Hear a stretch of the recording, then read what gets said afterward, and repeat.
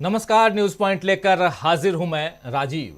तो 5 राज्यों में से 3 में भाजपा की जीत हुई और आज 7 दिन बाद इन 3 राज्यों में से एक यानी छत्तीसगढ़ में सीएम की घोषणा भाजपा ने की है। विष्णुदेव साय को सीएम बनाया गया है, यानी कि मुख्यमंत्री बनाए गए हैं छत्तीसगढ़ के। साय आदिवासी समाज से आते हैं और आप जानते हैं कि छत्तीसगढ़ में लगभग 32-33% आदिवासी हैं। सीएम के साथ साथ 2 डिप्टी सीएम भी बनाए गए हैं, लेकिन इधर मध्य प्रदेश और राजस्थान के मुख्यमंत्री को लेकर सस्पेंस अभी भी बरकरार है। राजस्थान में तो वसुंधरा राजे सिंधिया के आगे बीजेपी अपने पत्ते खोल ही नहीं पा रही है। खैर, भाजपा ने छत्तीसगढ़ में अपना सीएम बना लिया है, मगर क्या मध्य प्रदेश और राजस्थान का मामला इतनी आसानी से सुलझ जाएगा, ये बड़ा सवाल है। वैसे छत्तीसगढ़ में आदिवासी मुख्यमंत्री बनाकर बीजेपी ने राहुल गांधी की राह पर चलने की कोशिश की है, या ऐसा भी कह सकते हैं कि बीजेपी अब राहुल के जाल में फंसती हुई नजर आ रही है। ऐसा यहां क्यों कहा जा रहा है, इस पर हम आगे चर्चा जरूर करेंगे, लेकिन इन 3 राज्यों की राजनीति और उसमें उलझी हुई बीजेपी पर बात करने से पहले यह भी बता दूं कि आज बहुजन समाज पार्टी यानी बसपा की मुखिया मायावती ने अपने वरिष्ठ नेताओं के साथ बैठक की और आधिकारिक तौर पर अपने भतीजे आकाश आनंद को अपना उत्तराधिकारी घोषित कर दिया है।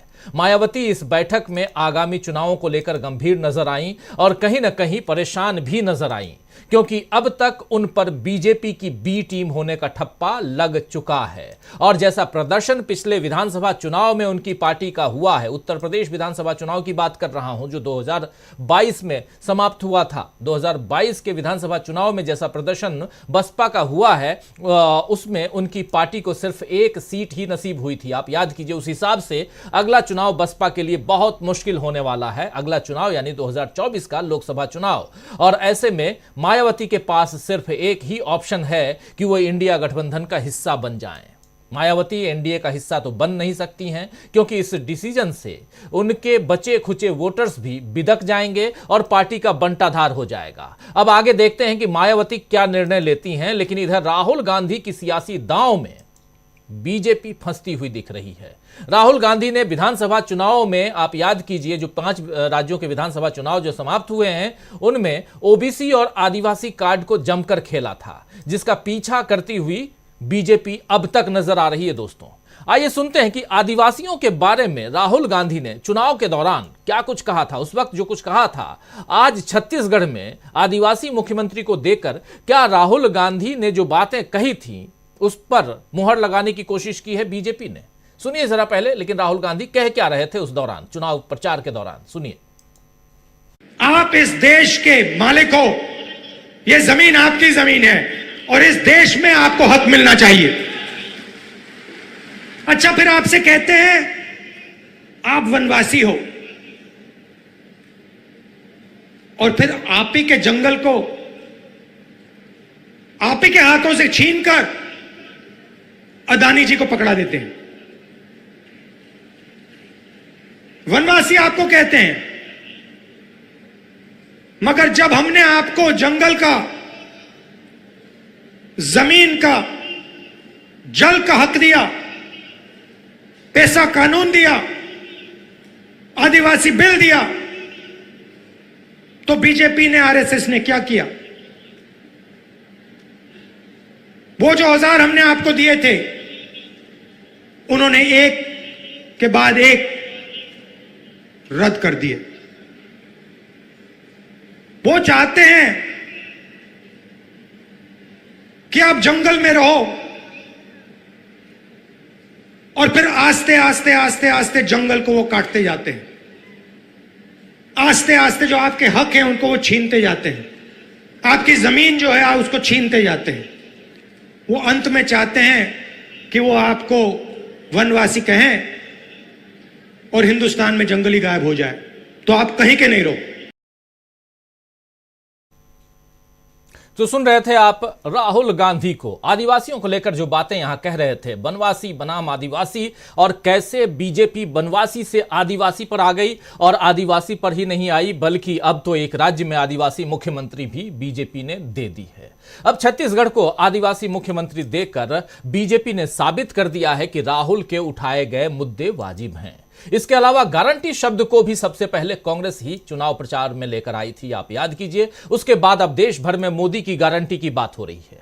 लेकिन गारंटी शब्द कैसे, याद कीजिए कर्नाटक का चुनाव, वहां 5 गारंटियों की बात हुई थी, 5 या 6 गारंटियों की बात हुई थी, और उसके बाद वहां से बढ़ते बढ़ते तेलंगाना और इन 5 राज्यों में कांग्रेस पार्टी अपनी गारंटी को सामने रखती गई और इसके साथ साथ पीछा करते हुए मोदी जी अपनी गारंटी सामने रखते गए। आइए जरा सुन लेते हैं पहले राहुल गांधी गारंटी की जो बात कर रहे थे उसको सुनते हैं, उसके बाद मोदी जी की गारंटी की बात भी करेंगे, और इतना ही नहीं, ओबीसी के मसले पर भी कैसे बीजेपी फंसी हुई है उसकी चर्चा भी करेंगे। यहां बीजेपी कैसे फंस रही है राहुल गांधी के सामने, कांग्रेस पार्टी की नीतियों के सामने, और कैसे पलट सकता है खेल 2024 का, उस पर चर्चा हम करेंगे। लेकिन पहले सुनिए गारंटी।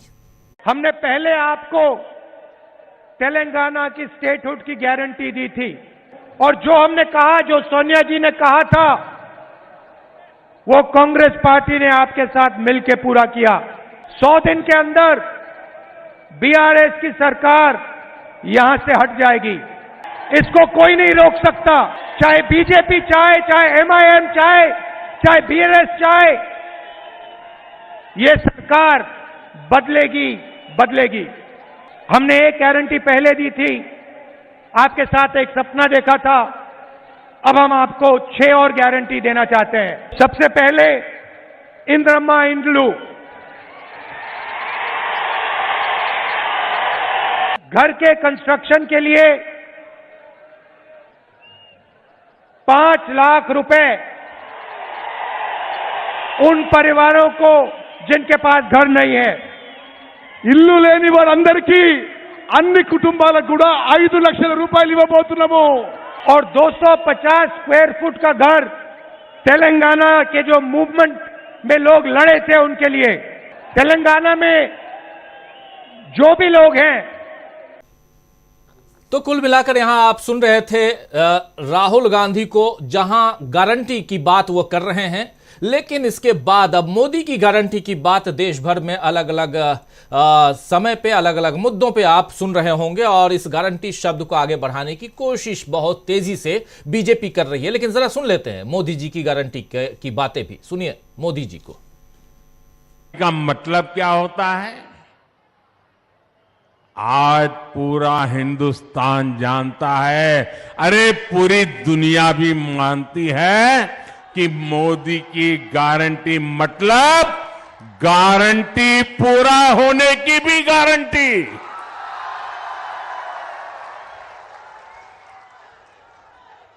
अब देखिए, ये कांग्रेस वाले छत पर चढ़ चढ़ करके चिल्ला रहे थे कि कभी भी जम्मू कश्मीर से आर्टिकल 370 नहीं हटेगा।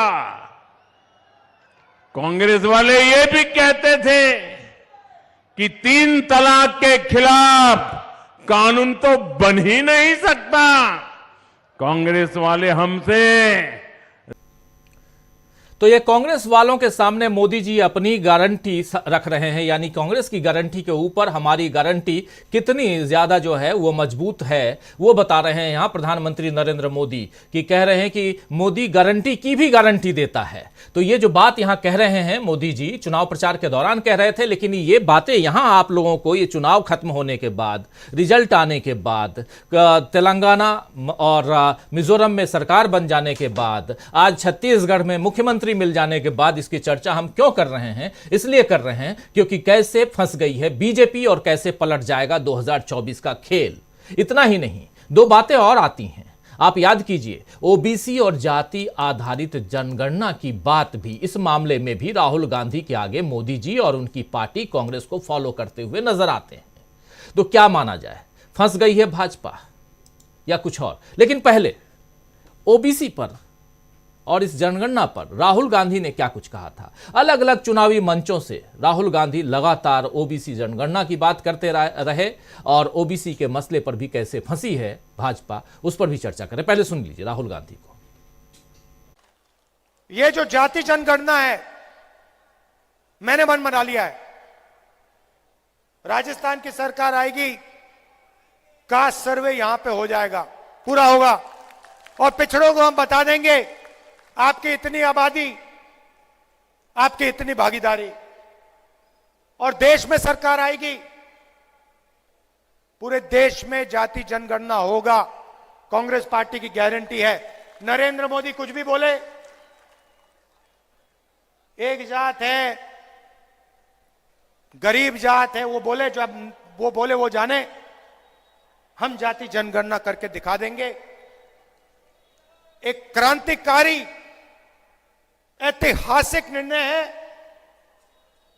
जैसे सफेद क्रांति हुई थी, हरी क्रांति हुई थी, देश बदल गया, वैसे ही जाति जनगणना के बाद दूध का दूध, पानी का पानी हो जाएगा, देश बदल जाएगा। आप सब आए, इसके लिए दिल से धन्यवाद। नमस्कार, जय हिंद। तो सुन रहे थे आप यहां राहुल गांधी, साफ साफ ये राजस्थान में ये चर्चा हो रही थी। राहुल गांधी भाषण दे रहे थे चुनाव प्रचार के दौरान, और उस वक्त ओबीसी की गारंटी, ओबीसी जनगणना यानी जाति आधारित जनगणना की बात और उसकी गारंटी दे रहे थे राहुल गांधी। तो गारंटी पर गारंटी, और किसकी गारंटी कितना यहां मजबूती के साथ में आगे बढ़ती हुई दिखाई देगी, ये समझेंगे हम आने वाले वक्त में। लेकिन क्या भाजपा फंस गई है? क्या माना जाए, फंस गई है भाजपा? क्या इस वजह से पलट जाएगा 2024 का चुनाव? क्या मोदी की हैट्रिक का ख्वाब बीजेपी के लिए अधूरा रह जाएगा? आइए इन्हीं तमाम मुद्दों पे हम चर्चा करेंगे और समझेंगे कि कैसे पलटने जा रहा है 2024 का चुनाव। आइए अब चर्चा की शुरुआत करते हैं। हमारे साथ कुछ वरिष्ठ साथी जुड़े हुए हैं, उन सबसे आपका पहले परिचय करवाता हूं। देखिए, 5 वरिष्ठ साथी हमारे साथ जुड़े हुए हैं। हमारे साथ जुड़े हुए हैं राकेश अचल साहब, हमारे साथ जुड़े हुए हैं सुनील शुक्ला जी, डॉक्टर दीपक पाचपोर जी, अमलेंदु उपाध्याय जी, और साथ में जुड़े हुए हैं प्रमोद अग्रवाल जी। आप सबका स्वागत करता हूं, इस्तकबाल करता हूं, और स्वागत इस्तकबाल आप तमाम दोस्त साथी शुभचिंतक आप सबका जो अब तक जुड़ चुके हैं या जो जुड़ने वाले हैं इस कार्यक्रम में। और छत्तीसगढ़ को उधर विष्णुदेव साय मिल गए हैं। हमारे प्रमोद अग्रवाल जी शायद ऑफलाइन दिखाई दे रहे हैं, उनसे बात कर लीजिए कि ये वो अगर वीडियो उनका नहीं आ रहा है तो जुड़ जाएं फिर से। लेकिन सीधा छत्तीसगढ़ की बात है और सीधा डॉक्टर दीपक पाचपोर जी के पास ही आना चाहता हूं। दीपक जी, कैसे देखा जाए छत्तीसगढ़ में जो कुछ हुआ, और यहां हम कैसे समझ रहे हैं, कैसे समझें कि राहुल गांधी की राह पर चलती हुई बीजेपी दिखाई दे रही है? साफ साफ आदिवासी मुख्यमंत्री देना अच्छी बात है, लेकिन जो राह दिखा रहे हैं राहुल गांधी, उसी राह को फॉलो करते हुए तो बीजेपी नजर आ रही है। अच्छी बात है, होना भी चाहिए देश के लिए, देश की एकता अखंडता के लिए, देश की तरक्की के लिए, विकास के लिए। जो विकास का नारा लगाती है बीजेपी, उसके लिए भी जरूरी है कि कहीं ना कहीं ये राह चुनना जरूरी है। आपके पास आऊं, लेकिन उससे पहले अगर संभव हो तो जरा विष्णुदेव साय जो मुख्यमंत्री बने हैं वो क्या कुछ कह रहे हैं मीडिया से, उसको सुन लेते हैं, और उसके बाद चर्चा को आगे जरूर बढ़ाएं। और दीपक पाचपोर जी के पास उनके वक्तव्यों को सुन करके हम चलते हैं। अगर विष्णुदेव साय के इस जो नए नवेले मुख्यमंत्री हैं, आपको बता दूं कि अब वहां पर छत्तीसगढ़ में 2 उप मुख्यमंत्री बनाए गए हैं, और विजय शर्मा है एक, और उसके अलावा अरुण साव जो अध्यक्ष थे बीजेपी के, और उसके अलावा रमन सिंह को स्पीकर का पद दिया जा रहा है, ऐसा सुनने में आ रहा है। तो ये तमाम बातें तो हैं ही। पहले सुन लेते हैं विष्णुदेव साय क्या कुछ कह रहे हैं, और यहां से लेकर राहुल गांधी की बातों तक चलेंगे। लेकिन पहले सुनिए, और उसके बाद डॉक्टर दीपक पाचपोर जी के पास सीधे आएंगे। सुनिए। देना चाहूंगा जिनके अथक प्रयास से भारतीय जनता पार्टी की इतनी बड़ी सफलता मिली और आज हम लोग सरकार बनाने में सफल हुए हैं। एक मुख्यमंत्री के नाते हमारी प्राथमिकता होगी कि आज छत्तीसगढ़ में जिस तरह से 5 साल तक कांग्रेस पार्टी की सरकार चल रही थी, जिससे हर वर्ग तरस था, और आज इस सरकार से छुटकारा मिला है। और हमारी प्राथमिकता रहेगी कि हम लोगों ने जो चुनावी घोषणा पत्र जारी किया है, मोदी की गारंटी, उसमें जो भी वादे छत्तीसगढ़ की जनता से किए हैं, उसको प्राथमिकता से पूरा करना ये हमारा काम होगा। पिछले 5 वर्षों में पूरे प्रदेश में 18 लाख लोग पक्का के मकान, प्रधानमंत्री आवास से वंचित हुए हैं। सबसे पहला काम 18 लाख मकान की स्वीकृति। तो सुन रहे थे दीपक पाचपोर जी। जरा आपसे इन्हीं के बारे में समझना चाहता हूं। मोदी की गारंटी को आगे बढ़ाएंगे कह रहे हैं या विष्णु देसाई साहब, और 5 साल में कांग्रेस ने क्या कुछ किया उसका जिक्र भी कर रहे हैं। साथ साथ विकास की बात, गारंटी की बात आजकल हो रही है, और इसी गारंटी की चर्चा हम कर रहे हैं और समझना चाह रहे हैं कि आखिर किसकी गारंटी किस पर कितना भारी है, और आखिर इस देश के जो वोटर्स हैं, जो जनता है, उसका क्या कुछ होने जा रहा है। आदिवासियों की बात करते हुए, वनवासी से आदिवासी पे आए प्रधानमंत्री नरेंद्र मोदी। याद कीजिए, भाजपा, संघ, प्रधानमंत्री जितने भी थे, संघ मतलब आरएसएस, राष्ट्रीय स्वयंसेवक संघ, कभी भी आदिवासी शब्द का प्रयोग ये लोग नहीं करते थे, इस्तेमाल नहीं करते थे, और अब आदिवासी शब्द का प्रयोग करने लगे हैं। तो राहुल गांधी के सामने घुटने टेकते हुए, झुकते हुए ये तमाम नेता, तमाम चाहे आरएसएस हो या बीजेपी के नेता दिखाई देते हैं। कैसे देखा जाए, और विष्णु देसाई को अब यहां मैदान में उतारकर मुख्यमंत्री के रूप में क्या कुछ यहां पाना चाहती है बीजेपी, जरा ये भी बताइए जल्दी से। राजीव जी, देखिए, हाल के जो चुनाव हुए थे उसमें मोदी जी ने एक नया, जिसको कहते हैं कि समाजशास्त्र प्रस्तुत किया था। उन्होंने बताया था कि कोई जाति नहीं होती, और उन्होंने कहा था कि जाति एक ही होती है, वो होती है गरीब की जाति होती है। फिर बाद में उन्होंने महिलाओं का जोड़ा, ऐसे अलग अलग 4 जातियां बताई। लेकिन मजेदार बात यह है कि आज जो इस तरीके के जो समीकरण आप देखिए कि किस तरीके से एक आदिवासी को मुख्यमंत्री बनाया गया, दूसरी तरफ ओबीसी को एक उप मुख्यमंत्री बनाया गया, उसके बाद एक सवर्ण को जो है, और वो सवर्ण जो है जिसने मोहम्मद अकबर को हराया है, उसको उन्होंने दूसरा उप मुख्यमंत्री बनाया। और डॉक्टर रमन सिंह को कहा जा रहा है, लगभग शायद ऐसा कह रहे हैं कि शायद ये लगभग तय हो जाएगा कि उन्हें ही विधानसभा का अध्यक्ष बनाया जाएगा, डॉक्टर रमन सिंह है। तो जिस समय आप पहला ही बैच जो लाते हैं, उसी में आपने जाति समीकरण का पूरा ख्याल रखा है, और इसके साथ ही इसमें ध्रुवीकरण का भी तड़का है। आप देखिए, विजय शर्मा को उप मुख्यमंत्री बनाने के पीछे और कोई दूसरा कारण नहीं है। दूसरा कारण यही है कि उन्होंने मोहम्मद अकबर को परास्त किया था। तो कहाँ गई वो जाति वाली बात जो है आपकी, कि एक ही जाति होती है। अगर माना जाए कि सारे गरीब होते हैं, तो उसमें ये सब चीजें देखी नहीं जानी चाहिए थे। उसमें लाया जाना चाहिए था आपको समाज के उन तबकों से आए हुए लोग जो वाकई गरीब हैं।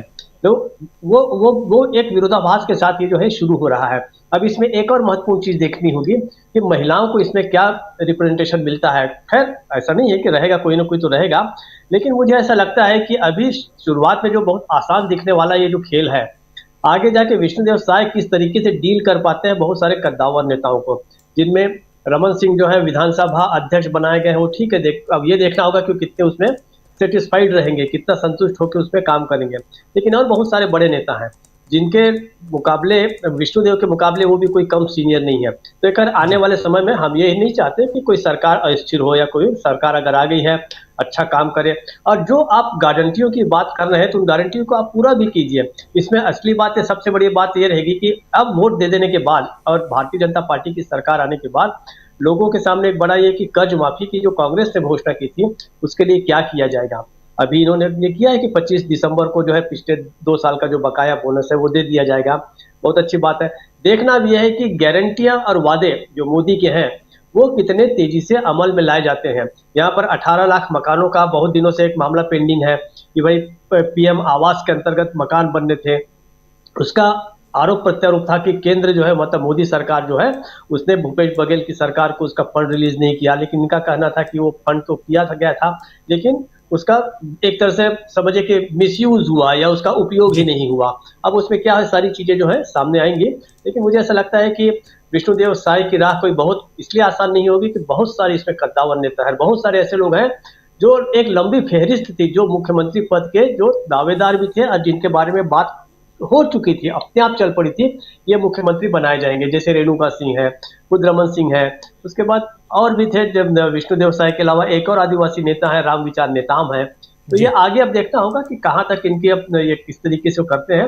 लेकिन ये है कि हम छत्तीसगढ़ की नई सरकार को शुभकामनाएं जरूर देंगे। हम चाहेंगे कि आप जनहित के काम कीजिए और जो कुछ पिछला जो है उसको निष्पक्ष होकर और बिना किसी भेदभाव के सरकार को चलाए।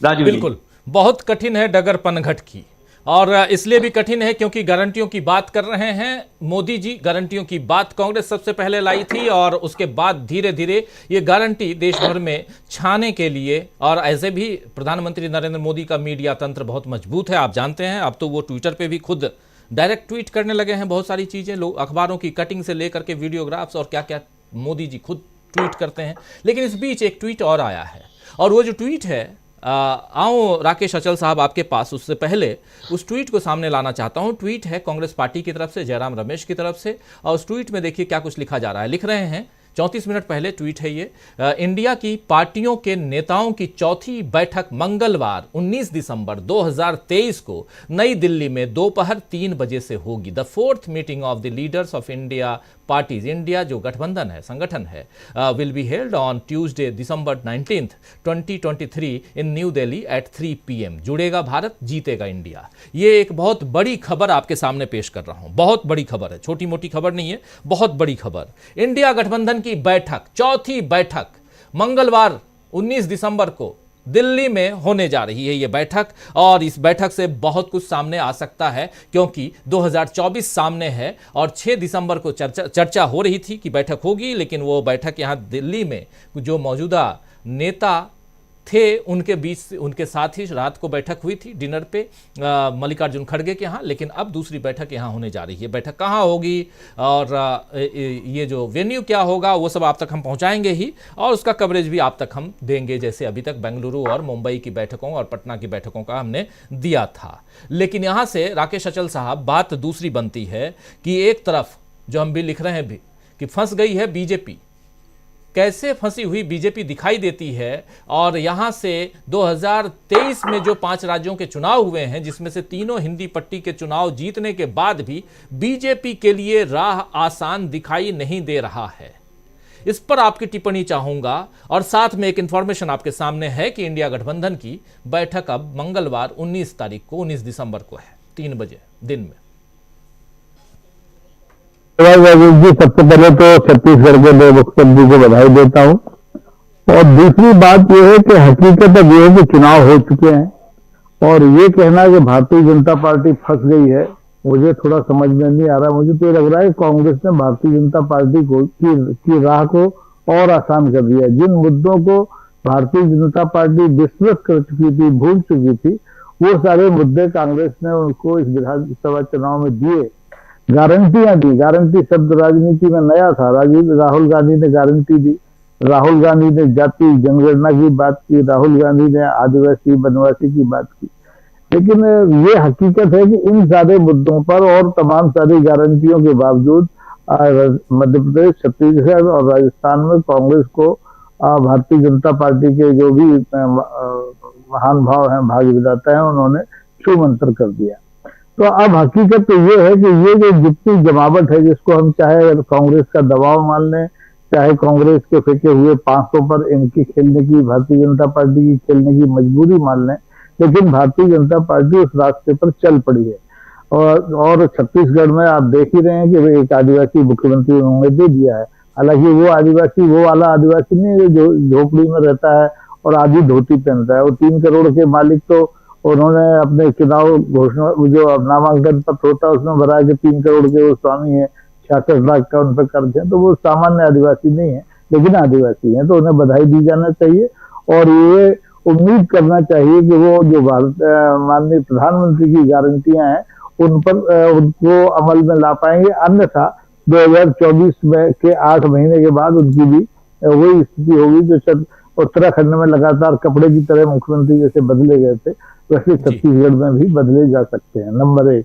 नंबर 2 ये है कि जो विपक्षी एकता का मामला है, इंडिया गठबंधन का मामला है, ये तो भारतीय जनता पार्टी ने इंडिया गठबंधन का रास्ता आसान किया है।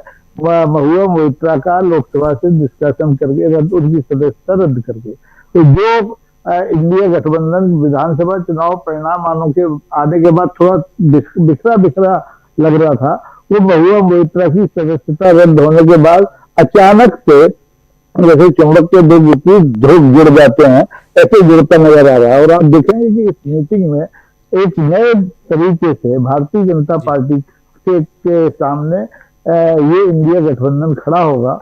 और 2024 का जो आम चुनाव होने वाला है 6 महीने 5 महीने बाद, उसमें एक नई चुनौती पेश करेगा ये इंडिया गठबंधन। और मुझे लगता है कि इन 3 राज्यों के विधानसभा चुनाव में भारतीय जनता पार्टी का जो भी साम दाम दंड भेद चला, उससे सबक लेते हुए इंडिया गठबंधन एक नई रणनीति बनाएगा और देश को दोबारा से उस रास्ते पर ले जाने की कोशिश करेगा जिससे फिलहाल अभी देश भटक गया है। मोहब्बत की दुकानों पर ताले पड़ गए हैं, लेकिन ये ताले खुलेंगे, शटर खुलेंगे और आप देखेंगे कि ये धर्म ध्वजाएं फिर से अपने अपने स्थान पर वापस लौट जाएंगे। राजीव जी जी, बिल्कुल बिल्कुल। कहीं ना कहीं अगर फंसी नहीं है बीजेपी, तो उसकी राह कैसे आसान हो रही है ये समझें, या बीजेपी जो है वो राहुल गांधी जो कह रहे हैं ये मान के चल रही है कि राहुल गांधी के दिए हुए शब्दों, उनके द्वारा उठाए गए मुद्दों, उसी राह पे चलना है, यानी कि पिच राहुल गांधी बना रहे हैं, उस पर मुस्तैदी के साथ बैटिंग करने और बॉलिंग करने के लिए बीजेपी आ रही है, क्या ये माना जाए? तो बहुत सारी बातें हैं जिन पर हम चर्चा कर रहे हैं और राकेश अचल साहब हमारे साथ जुड़े हुए हैं जो अपनी बात रख रहे थे। सुनील शुक्ला जी, आपके पास आना चाहता हूं। सुनील जी, कैसे आप देखते हैं, एक तरफ इंडिया गठबंधन की बैठक अब 19 दिसंबर को है, ये हम आप तक पहुंचा चुके हैं, और उसमें भी सबसे बड़ी बात की जयराम रमेश ने आधिकारिक तौर पर ट्वीट करके अभी थोड़ी देर पहले, उस ट्वीट को अगर ले आइए फिर से, जो साथी बाद में जुड़े हैं उनके लिए भी, कि इंडिया गठबंधन की आज मौजूदगी और उस बैठक की जरूरत क्यों है। जयराम रमेश लिख रहे हैं, जो महासचिव हैं कांग्रेस पार्टी के, लिख रहे हैं कि इंडिया की पार्टियों के, यानी इंडिया गठबंधन के पार्टियों के नेताओं की चौथी बैठक मंगलवार 19 दिसंबर 2023 को नई दिल्ली में दोपहर 3 बजे से होगी। The fourth meeting of the leaders of India parties will be held on Tuesday, December 19th, 2023 in New Delhi at 3 PM। 3 बजे से यह बैठक होगी दिल्ली में, और इस बैठक के क्या मायने हैं ये हम चर्चा कर रहे हैं, लेकिन चर्चा ये भी कर रहे हैं दोस्तों कि कैसे यहां पर फंसी हुई बीजेपी नजर आ रही है, कैसे 2024 का जो खेल है वो पूरा का पूरा पलट सकता है, इस पर चर्चा। अब आज मोदी की गारंटी की बात हो रही है, लेकिन मोदी की गारंटी की बात, ये गारंटी शब्द पहली दफा सियासत में कैसे आया, ये इस शब्द की बात कर रहे थे राकेश अचल साहब, लेकिन इस गारंटी को सामने रखने वाला और कोई नहीं, राहुल गांधी और कांग्रेस पार्टी है। और उस गारंटी पर मुहर लगाते हुए अपने अलग अलग राज्यों में जहां जीत मिली, पहले कर्नाटक, उसके बाद तेलंगाना और उससे पहले हिमाचल प्रदेश में भी, और यहां इन गारंटियों को पूरी की पूरी तरह से जनता के बीच सौंपते हुए भी कांग्रेस पार्टी दिखाई दी। लेकिन अब मोदी जी कहते हैं कि गारंटियों की गारंटी मोदी देता है।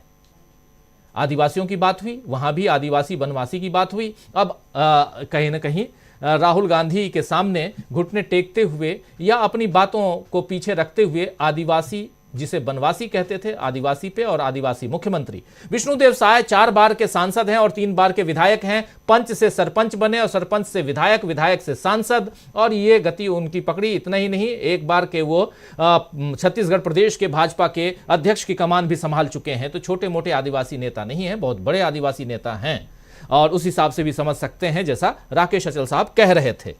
आना चाहता हूं अब सीधा सुनील शुक्ला जी, कैसे देखते हैं आप इन गारंटियों, वादों, बातों, चाहे ओबीसी की बात हो, जाति की बात हुई तो वहां भी 4 जातियां गिना दी प्रधानमंत्री नरेंद्र मोदी ने।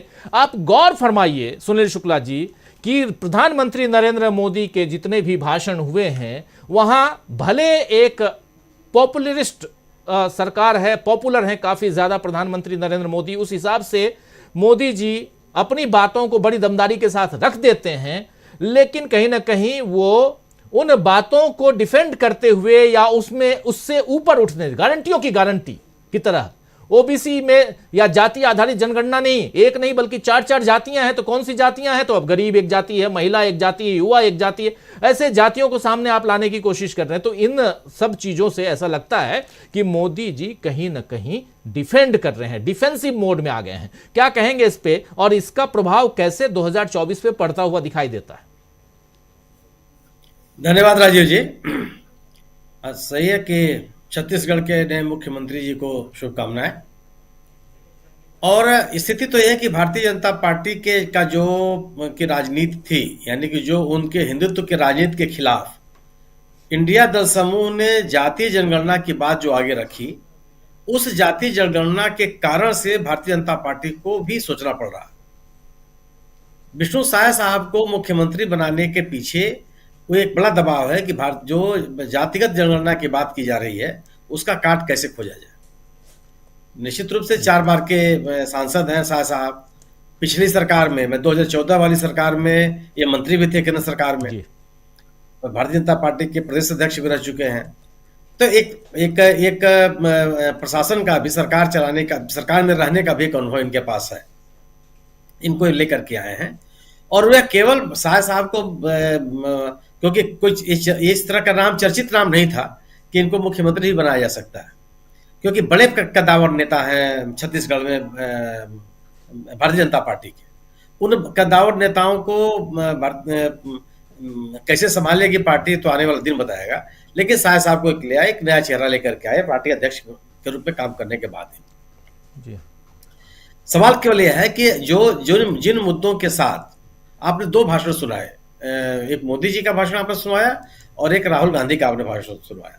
राहुल गांधी ने अपने भाषण में जाति जनगणना की बात की और ये कहा कि जो पिछड़े हैं उनको उनका हक मिलेगा, हम इसके लिए कृत संकल्प हैं।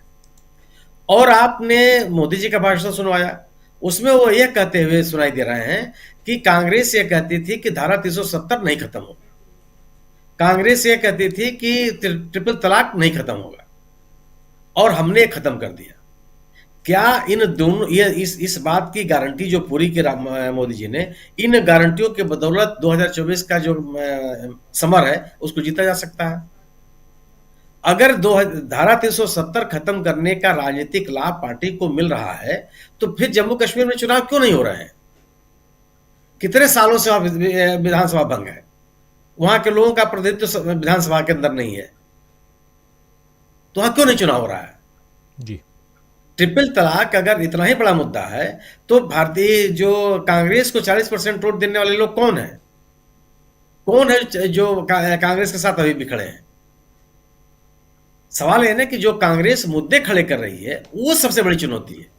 जो गरीबी का मुद्दा है, महंगाई का मुद्दा है, खराब आर्थिक व्यवस्था का मुद्दा है, उद्योगों का अभाव है, निवेश की कमी है, किसानों की बदहाली है, उनकी उपज का बेहतर कीमत न मिलने की स्थिति है, रोजगार के जो आश्वासन दिए गए थे उनका पूरा न होना है। सवाल वो है, अगर आप उन सवालों को संबोधित नहीं करेंगे तो आप जिन आश्वासनों को पूरा करने का आप दावा कर रहे हैं उनके बदौलत आप राजनीति नहीं कर सकते। और यही परिणाम है कि आप छत्तीसगढ़ जैसे राज्य में, एक छोटे से राज्य में, एक मुख्यमंत्री और दो उप मुख्यमंत्री बनाने पड़ रहे हैं। आप ये दो उप मुख्यमंत्री बनाने का उद्देश्य क्या हो सकता है? केवल अपने विभिन्न जाति समीकरणों को साधने की कोशिश कि जो दोनों बड़े नाम आए हैं उप मुख्यमंत्री के लिए, कोई ऐसे नेता नहीं है कि जिनको संतुष्ट करने के लिए आप उप मुख्यमंत्री बना रहे हो, या केवल जाति जो संतुलन है छत्तीसगढ़ का उनको साधने की कोशिश है। इससे अब जो राकेश जी ने जो आशंका व्यक्त की कि यह मुख्यमंत्री जी पूरे 5 साल के कार्य पूरा करेंगे, या वो स्थिति होगी जो उत्तराखंड में दिखाई पड़ा। 3 मुख्यमंत्री बदल दिए गए वहां 2024 के चुनाव के पहले और 2024 के चुनाव के बाद की स्थितियां क्या क्या होंगी। तो यह जरूर है कि भारतीय जनता पार्टी को अपने एजेंडे को ही आगे लेकर के चलने का एक संशोधन करना पड़ रहा है। वह अपने हिंदुत्व के एजेंडे से अलग नहीं होने के लिए तैयार है, लेकिन जो कांग्रेस या इंडिया दल समूह जो सवाल खड़े कर रहे हैं उनके अनुकूल भी उनको अपने आप में बदलाव लाने की मजबूरी है ही। वो आप अगर जाति जनगणना के सवाल पर, माने पिछड़े वर्ग के लोगों को, अति पिछड़ों को सशक्तिकरण का जो सवाल पैदा किया इंडिया दल समूह ने, उससे भारतीय जनता पार्टी मुंह मोड़ नहीं सकती। वो जातियों का नाम भले न ले, क्योंकि जातियों का नाम लेने से उसका हिंदुत्व का एजेंडा कमजोर होता है, लेकिन जो सशक्तिकरण का माहौल बनाया है इंडिया दल समूह ने, और जो अन्य राज्यों में, अन्य जहां पे दमदारी के साथ इसके पक्ष में लोग खड़े हैं, उन राज्यों में इनके लिए बड़ा सवाल है। और 2024 में ऐसा भी नहीं है कि 2024 के चुनाव के मद्देनजर जो उत्तराखंड छत्तीसगढ़ का जो चुनाव हुआ है विधानसभा का, उसमें कांग्रेस खारिज हो गई। अगर जो मतदान विधानसभा में हुआ है, अगर आप उसी का आकलन करें तो कम से कम 3 लोकसभा के क्षेत्र ऐसे हैं जहां कांग्रेस को भारतीय जनता पार्टी के मुकाबले ज्यादा वोट मिले या वहां ज्यादा सीटें जीती हैं, चाहे कांकेर हो, चाहे महासमुंद हो, चाहे जहांगीर चांपा हो। जी। इन तीनों लोकसभा क्षेत्रों में कांग्रेस को सीटें ज्यादा मिली, मत ज्यादा मिले हैं, या विधानसभा की सीटें जो हैं उन लोकसभा के अंतर्गत आने वाले जो सीटें हैं उनको ज्यादा जीती है। तो जबकि अगर आप 2019 का इलेक्शन देखिए तो 2019 के लिए हमारे ख्याल से एक उम्मीदवार जीता था वहां, या कोई नहीं जीता था, एक साथ जीते थे। तो लोकसभा के चुनाव के मद्देनजर भी कोई ऐसा नहीं कि पूरी तरह से कांग्रेस खारिज हो गई, या कांग्रेस का जो जन समर्थन है वो एकदम उसको या विपक्ष को लोगों ने खारिज कर दिया। तो विपक्ष का एजेंडा यानी कि इंडिया दल समूह का एजेंडा मजबूती के साथ लोगों के बीच में खड़ा है और अपीलिंग स्थिति में उस अपील को कम करने की यह जो कोशिश मुझे लगता है कि जिस तरीके से जाति समीकरण को ठीक करने की कोशिश किया है सरकार बनाने के प्रयास में भारतीय जनता पार्टी ने। सवाल केवल यह है कि भारतीय कांग्रेस के द्वारा या इंडिया दल समूह के द्वारा खड़े किए गए जो सवाल है उन सवालों का जवाब भारतीय जनता पार्टी को देना होगा, संबोधित करना होगा। और अगर आप उन सवालों का जवाब देने का प्रयास करेंगे तो आपको अपने एजेंडे में संशोधन करना ही पड़ेगा। उससे उसको आप केवल उन्हीं एजेंडों के बदौलत आप 2024 का बैतरणी नहीं पार कर सकते। जी बिल्कुल। 2024 की बैतरणी को पार कैसे किया जा सकता है और कौन करेगा? क्या हैट्रिक लगाएंगे नरेंद्र मोदी या इधर इंडिया गठबंधन जो है वो बहुत मजबूती के साथ 2024 में सत्ता पर काबिज होगा? ये तो अभी समय के गर्त में है, लेकिन उससे पहले इंडिया गठबंधन की बैठक 19 दिसंबर को और 3 बजे दिन में दिल्ली में होनी है, जिसकी सूचना दे दी गई है कांग्रेस की तरफ से। और इस बैठक में तमाम इंडिया के 28 दल आएंगे, हो सकता है कुछ एक दल और जुड़ जाएं। ये तमाम बातें आप तक हम पहुंचाएंगे, लेकिन आज चर्चा कर रहे हैं हम कि क्या पलट जाएगा 2024 का खेल।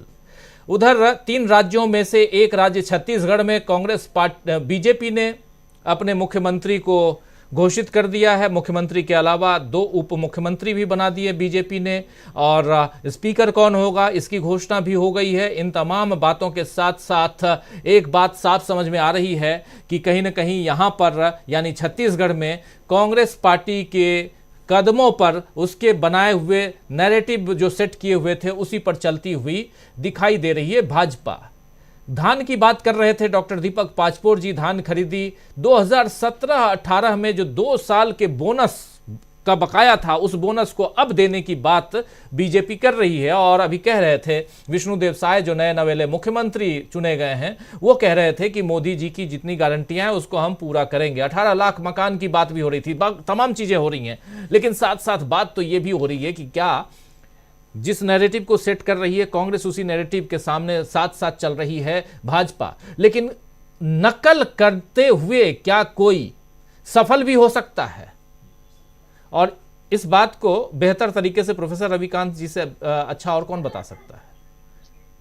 प्रोफेसर साहब हैं, बहुत लोगों के नकल करते हुए, नकल और अकल की बात देखते होंगे कॉपी जांचते समय भी, तो ज़रा आपसे बेहतर कौन बताएगा कि जिस नैरेटिव को जिस पिच पे खेलने की तैयारी में बीजेपी लगी हुई है और राहुल गांधी पिच तैयार कर रहे हैं। प्रोफेसर रविकांत जी, सबसे पहले आपका स्वागत करता हूँ इस कार्यक्रम में और आपके पास ही आना चाहता हूँ कि कैसे देखा जाए राहुल गांधी की 3 बाइट अभी हमने सुनाई, आदिवासी बनाम बनवासी, ओबीसी आरक्षण और गारंटी। और देखिए तीनों बातें बीजेपी लेकर अपने हिसाब से और इन बातों पे आगे बढ़ते हुए दिख रही है।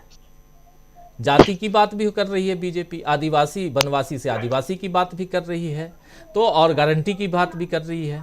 और आप देख लीजिए कि जब से रिजल्ट आए हैं सामने 5 राज्यों के, उसके बाद से चाहे टेलीविजन में, चाहे रेडियो में, चाहे अखबारों में मोदी की गारंटी की धूम है।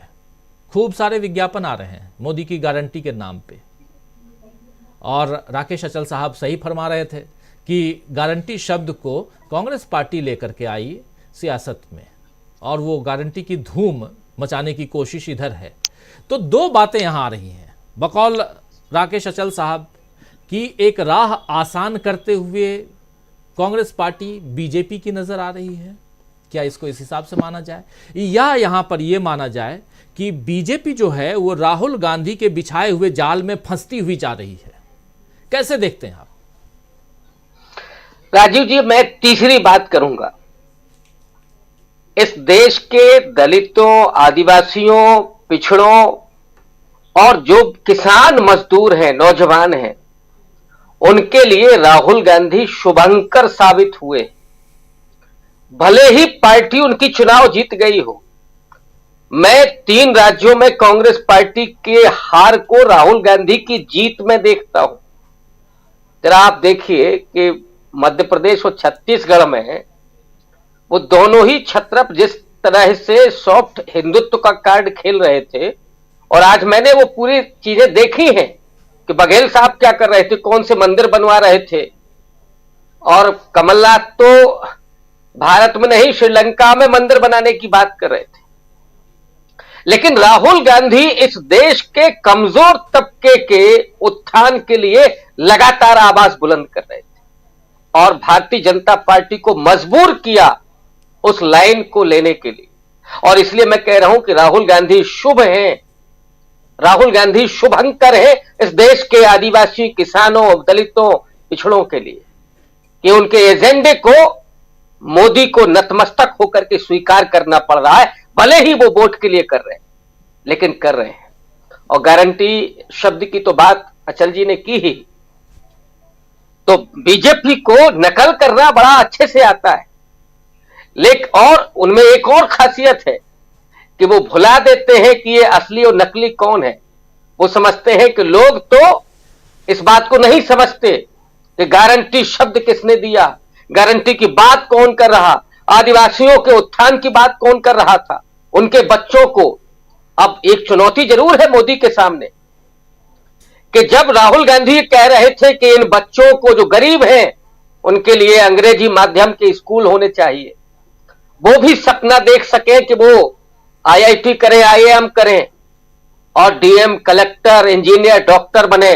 लेकिन ये भारतीय जनता पार्टी है जिसने पिछले 5 साल में 1000 से ज्यादा दलित, पिछड़े और आदिवासी बच्चों को जो आईआईटी और आईआईएम कर रहे थे उनको बेदखल कर दिया। उनको मजबूर होना पड़ा, वो ड्रॉप आउट हो गए, क्योंकि ये तो विज्ञापन पर सारा खर्च कर रहे थे, जो सामाजिक कल्याण के नाम पर जो बजट आता है। और इनको चिंता नहीं है अगर राहुल गांधी के दबाव में, ये सिर्फ प्रतीकों की राजनीति करते हैं, मुखौटे भर देते हैं। लेकिन वो जो आदिवासी मुख्यमंत्री हुए हैं वो क्या आदिवासियों के अंग्रेजी मीडियम स्कूल और उनके बच्चों की नौकरी के लिए काम करेंगे? ये बहुत बड़ी चुनौती है। और मैं जानता हूं कि नरेंद्र मोदी इसमें कतई ईमानदार नहीं है।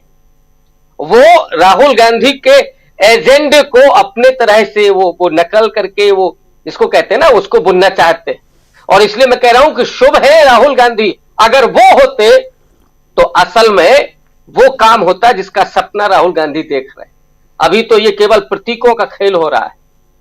तो राजीव जी, इन 3 राज्यों के चुनाव में कांग्रेस पार्टी की हार को भी मैं राहुल गांधी की जीत के रूप में इसलिए रेखांकित कर रहा हूं कि उस एजेंडे पर इनको आना पड़ा। और दूसरा, अब ये जो कमलनाथ और बघेल और अशोक गहलोत है ना, ये निपट चुके हैं। अब राहुल गांधी का चलेगा, एजेंडा चलेगा। और इसीलिए मैं देखता हूं कि अब 2024 का जो चुनाव होना है उसके लिए कोई कंफ्यूजन नहीं होगी। जो एजेंडा तय कर चुके हैं राहुल गांधी, और मुझे तो यहां तक मालूम है राहुल गांधी ने यह कह दिया है अपने बहुत करीबी लोगों से कि अगर पार्टी भी टूटती है तो टूट जाए, मैं कास्ट सेंसस के इशू को, दलितों और आदिवासियों के आरक्षण के सवाल को, उनके उत्थान के लिए, उनके एजुकेशन और नौकरियों के लिए इस कुर्बानी के लिए भी तैयार हूं, लेकिन झुकने वाला नहीं। ये होता है कमिटमेंट इस देश के गरीब वंचित लोगों के लिए। ये क्या जानेंगे गॉडसे वाले लोग, इनको कोई फिक्र नहीं है, ये केवल मुखौटा देते हैं। इसलिए नकल भी है, लेकिन नकल में जिस तरह से इन्होंने जो खेल खेला है वो भी अब देश देख रहा है। राहुल गांधी के एजेंडे को इन्होंने एक्सेप्ट तो किया है, लेकिन वो भी ऊपर ही ऊपर केवल प्रतीकों की राजनीति है। राजीव जी बिल्कुल, प्रतीकों की राजनीति। लेकिन सबसे बड़ी बात यह है प्रोफेसर रविकांत जी कि हमारे तमाम दर्शक साथी, उनका दिल इतना टूट गया है इन 3 राज्यों में जो बीजेपी जीती है, और कांग्रेस को इनमें से 2 राज्य में तो हार मिली क्योंकि छत्तीसगढ़ और राजस्थान में उनकी सरकार थी। और इससे इतना दिल टूट चुका है कि वो भरोसा ही नहीं कर पा रहे हैं कि आगे कुछ हो सकता है, आगे इंडिया गठबंधन जीत भी सकता है। ये जो भरोसा है, ये तो खैर कांग्रेस के चाहने वाले लोग अगर खुद से भरोसा ख़त्म कर लें खुद पर से ही, तो फिर कुछ नहीं होगा। और सबसे बड़ी चीज़ ये है कि 1-2 जीत या 1-2 हार से सब कुछ खत्म नहीं होता। 2024 सामने है और जो कांग्रेस के लोग हैं उनसे ज़रूर मैं कहूँगा कि मजबूती के साथ डटे रहिए। अभी कुछ भी खत्म नहीं हुआ है। अभी इससे पहले 2 राज्यों में कांग्रेस जीत के आई थी। हिमाचल प्रदेश उनके पास नहीं था, हिमाचल प्रदेश जीत के आई, और कर्नाटक भी कांग्रेस के पास नहीं था, कर्नाटक भी जीत के आई। और तीसरा भी एक राज्य जो तेलंगाना, वो भी कांग्रेस के पास नहीं था। बहुत मजबूत थे वहां। 6 महीने पहले तक आप याद कीजिए, बहुत मजबूती के साथ बीआरएस चुनाव मैदान में थी और के चंद्रशेखर राव हार गए। तो इसीलिए रविकांत जी कुछ जोड़ना चाह रहे हैं। राजीव जी, निराश होने की जरूरत नहीं है लोगों को। वो थोड़ा आंकड़े देखें। 10 लाख वोट कांग्रेस पार्टी को बीजेपी से ज्यादा मिला है इन 5 राज्यों के चुनाव में। अगर आप देखें, नंबर 1। नंबर 2, 40% के आसपास कांग्रेस पार्टी का वोट बैंक है। और अगर ऐसे निराश होंगे तो आप कैसे इंडियन रहेंगे, कैसे भारतीय हैं? हमारे पुरखों ने 90 साल स्वाधीनता आंदोलन लड़ा है, हजारों लोगों की कुर्बानियां हुई हैं। अगर भगत सिंह छोड़ देते, गांधी छोड़ देते, अंबेडकर छोड़ देते, निराश होकर के बैठ जाते, तो क्या हम ये चुनाव भी लड़ पाते, चुनाव भी में भी वोट डाल पाते? इसलिए निराश होने की जरूरत नहीं है। ये वक्त है जिसमें प्रोपेगेंडा चल रहा है, हर वक्त नहीं चलता है। लोगों की आंखें खुल रही हैं। हाँ, ये जरूर है कि कहीं कुछ और खेल किया जा रहा है। रहूंगा, पोस्टल बैलेट में कांग्रेस पार्टी जीत रही है, यहां आप लोगों का मोहर तोड़ रहे हैं, ईडी का छापा पड़ रहा है। तो फेयर कहां है इलेक्शन? चुनाव आयोग क्या कर रहा है? लोग अगर उसके लिए खड़े होंगे, हमारी निराशा को छोड़ करके, हमारा दायित्व यह है कि हम चुनाव आयोग के आंखों में आंखें डाल करके ये पूछें कि फेयर चुनाव क्यों नहीं है।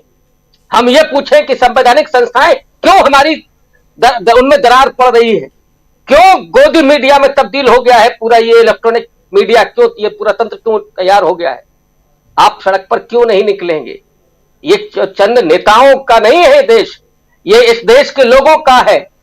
आप सबकी वो पूरी थाती है, इसको बचाने की जिम्मेदारी आपकी है। इससे निराशा से काम नहीं चलेगा। आगे बढ़ करके लोकतंत्र को मजबूत करना है, संविधान को मजबूती देनी है। तो फिर हमें आगे आकर के इस डेमोक्रेसी के लिए काम भी करना होगा, आवाज भी उठानी होगी, और इस सत्ता को आंखें भी दिखानी होगी। वो लाल लाल चीन को दिखा रहे थे, लेकिन हमको दिखानी होगी। राजीव जी, बिल्कुल बिल्कुल सही बात आप कह रहे हैं, इसलिए ये यहां रखना जरूरी है। कुछ सुनील शुक्ला जी भी जोड़ना चाह रहे हैं। जी सुनील जी, प्लीज अनम्यूट कर लीजिए। इन चुनाव परिणामों के बाद भारतीय जनता पार्टी की पूरी कोशिश इसी बात की है, यह नैरेटिव बनाने की कोशिश है कि इन चुनाव को जीतने के बाद से कांग्रेस की स्थिति या विपक्ष की स्थिति खराब हो गई। आखिर इस चुनाव से कांग्रेस ने खोया क्या? 2024 के चुनाव के मद्देनजर अगर आप याद कीजिए तो कांग्रेस ने क्या खोया इन तीनों राज्यों में? कुछ नहीं। पाया क्या? राजस्थान के 9 लोकसभा सीटों पर भारतीय जनता पार्टी की तुलना में कांग्रेस को ज्यादा वोट मिले हैं या ज्यादा सीटें जीती हैं। राजस्थान में क्या स्थिति थी 2019 के चुनाव में कांग्रेस की?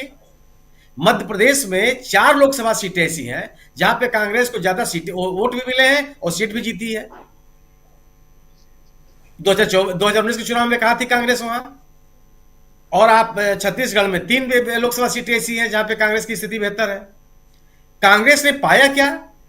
आप तेलंगाना में अगर चुनाव देखिए तो 4 सीटें लोकसभा की सीटें थी बीजेपी के पास और 3 सीटें थी कांग्रेस के पास और 9 सीटें थी बीआरएस के पास। आज की स्थिति बदल गई।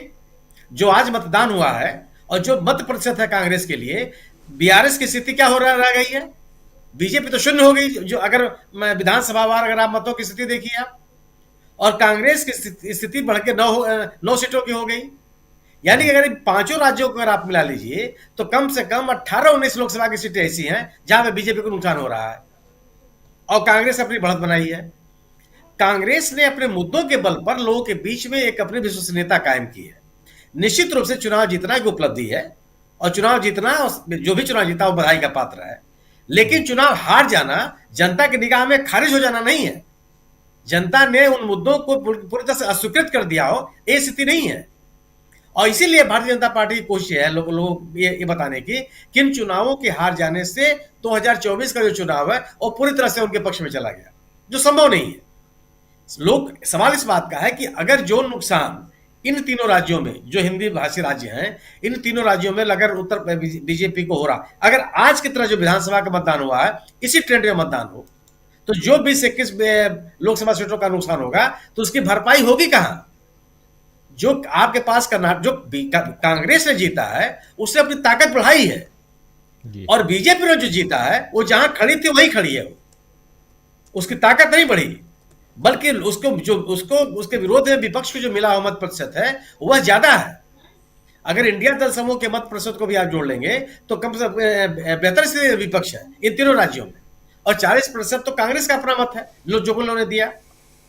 अगर लोगों को विपक्ष की अपीलें, अगर मुद्दे में स्वीकार नहीं होते, लोगों को उन मुद्दों को सुनना नहीं है, तो फिर इतना खुलकर इतनी बड़ी तादाद में लोग वोट देने क्यों आते हो?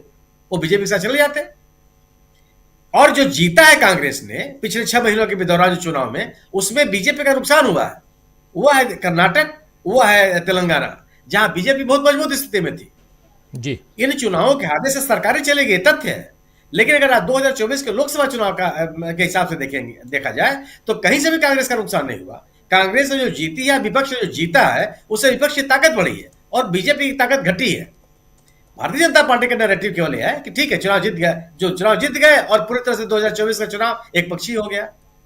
आखिर क्या जो राजनीतिक हालात विपक्ष शासित राज्यों में बन रहे हैं, जो बिहार की स्थिति है, जो झारखंड की स्थिति है, जो बंगाल की स्थिति है, उनमें बीजेपी कहां जा पाए अगर इंडिया दल समूह मिलकर चुनाव लड़ता है तो जी। और जो हिंदी, अब ये तो तय हो गया ना कि दक्षिण में भारतीय जनता पार्टी कहीं नहीं रह गई, पूरब के अधिकांश राज्यों में बीजेपी की स्थिति वो नहीं है, पश्चिम के कुछ राज्यों में जैसे गुजरात है मान लीजिए, और राजस्थान आप जीत के चले आए, मध्य प्रदेश को भी आप ले लीजिए, लेकिन जो आपकी ताकत थी वो ताकत आपके पास है और आप एकदम क्लाइमेक्स पर है। जितना आपको पाना था सबसे अधिक सीटें आपके पास है।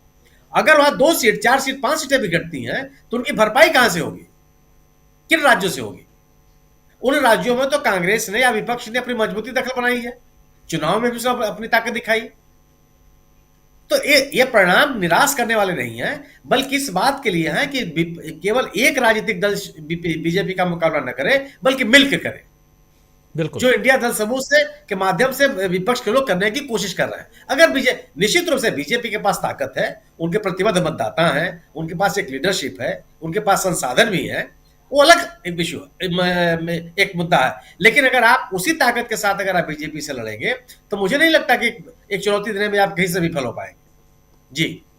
बिल्कुल आप सही कह रहे हैं। और इंडिया गठबंधन की जो बैठक है, इस बैठक के बाद अब कम से कम इंडिया गठबंधन को यह जरूर तय करना चाहिए कि अब आगे सड़कों पे उतरें, न कि आप 5 स्टार होटल में बैठ के सिर्फ बैठक करते रहें, क्योंकि 3 बैठकें हो चुकी हैं। चौथी बैठक के बाद अब एक रणनीति होना चाहिए जो सड़क पे दिखाई देनी चाहिए, और तमाम मसलों पे, तमाम मुद्दों पे, जनता को लुभाने से लेकर उन तमाम मुद्दों पे, जैसे ईवीएम के ऊपर अगर किसी भी तरह की शंका है, शक है, तो उसको भी दूर करने की कोशिश, चुनाव आयोग को घेरने की कोशिश, ये तमाम कोशिशें होनी चाहिए। और साथ साथ जनता के बीच जन मुद्दों को लेकर कैसे जाया जाए, इन सब पर भी प्लान होनी चाहिए, प्लानिंग, क्योंकि समय अब बहुत कम है और सत्ताधारी पक्ष जो है यानी बीजेपी, वो बहुत मजबूती के साथ ऑलरेडी, आप जानते हैं प्रधानमंत्री नरेंद्र मोदी 24 घंटे सालों भर 365 दिन चुनावी मोड में ही रहते हैं।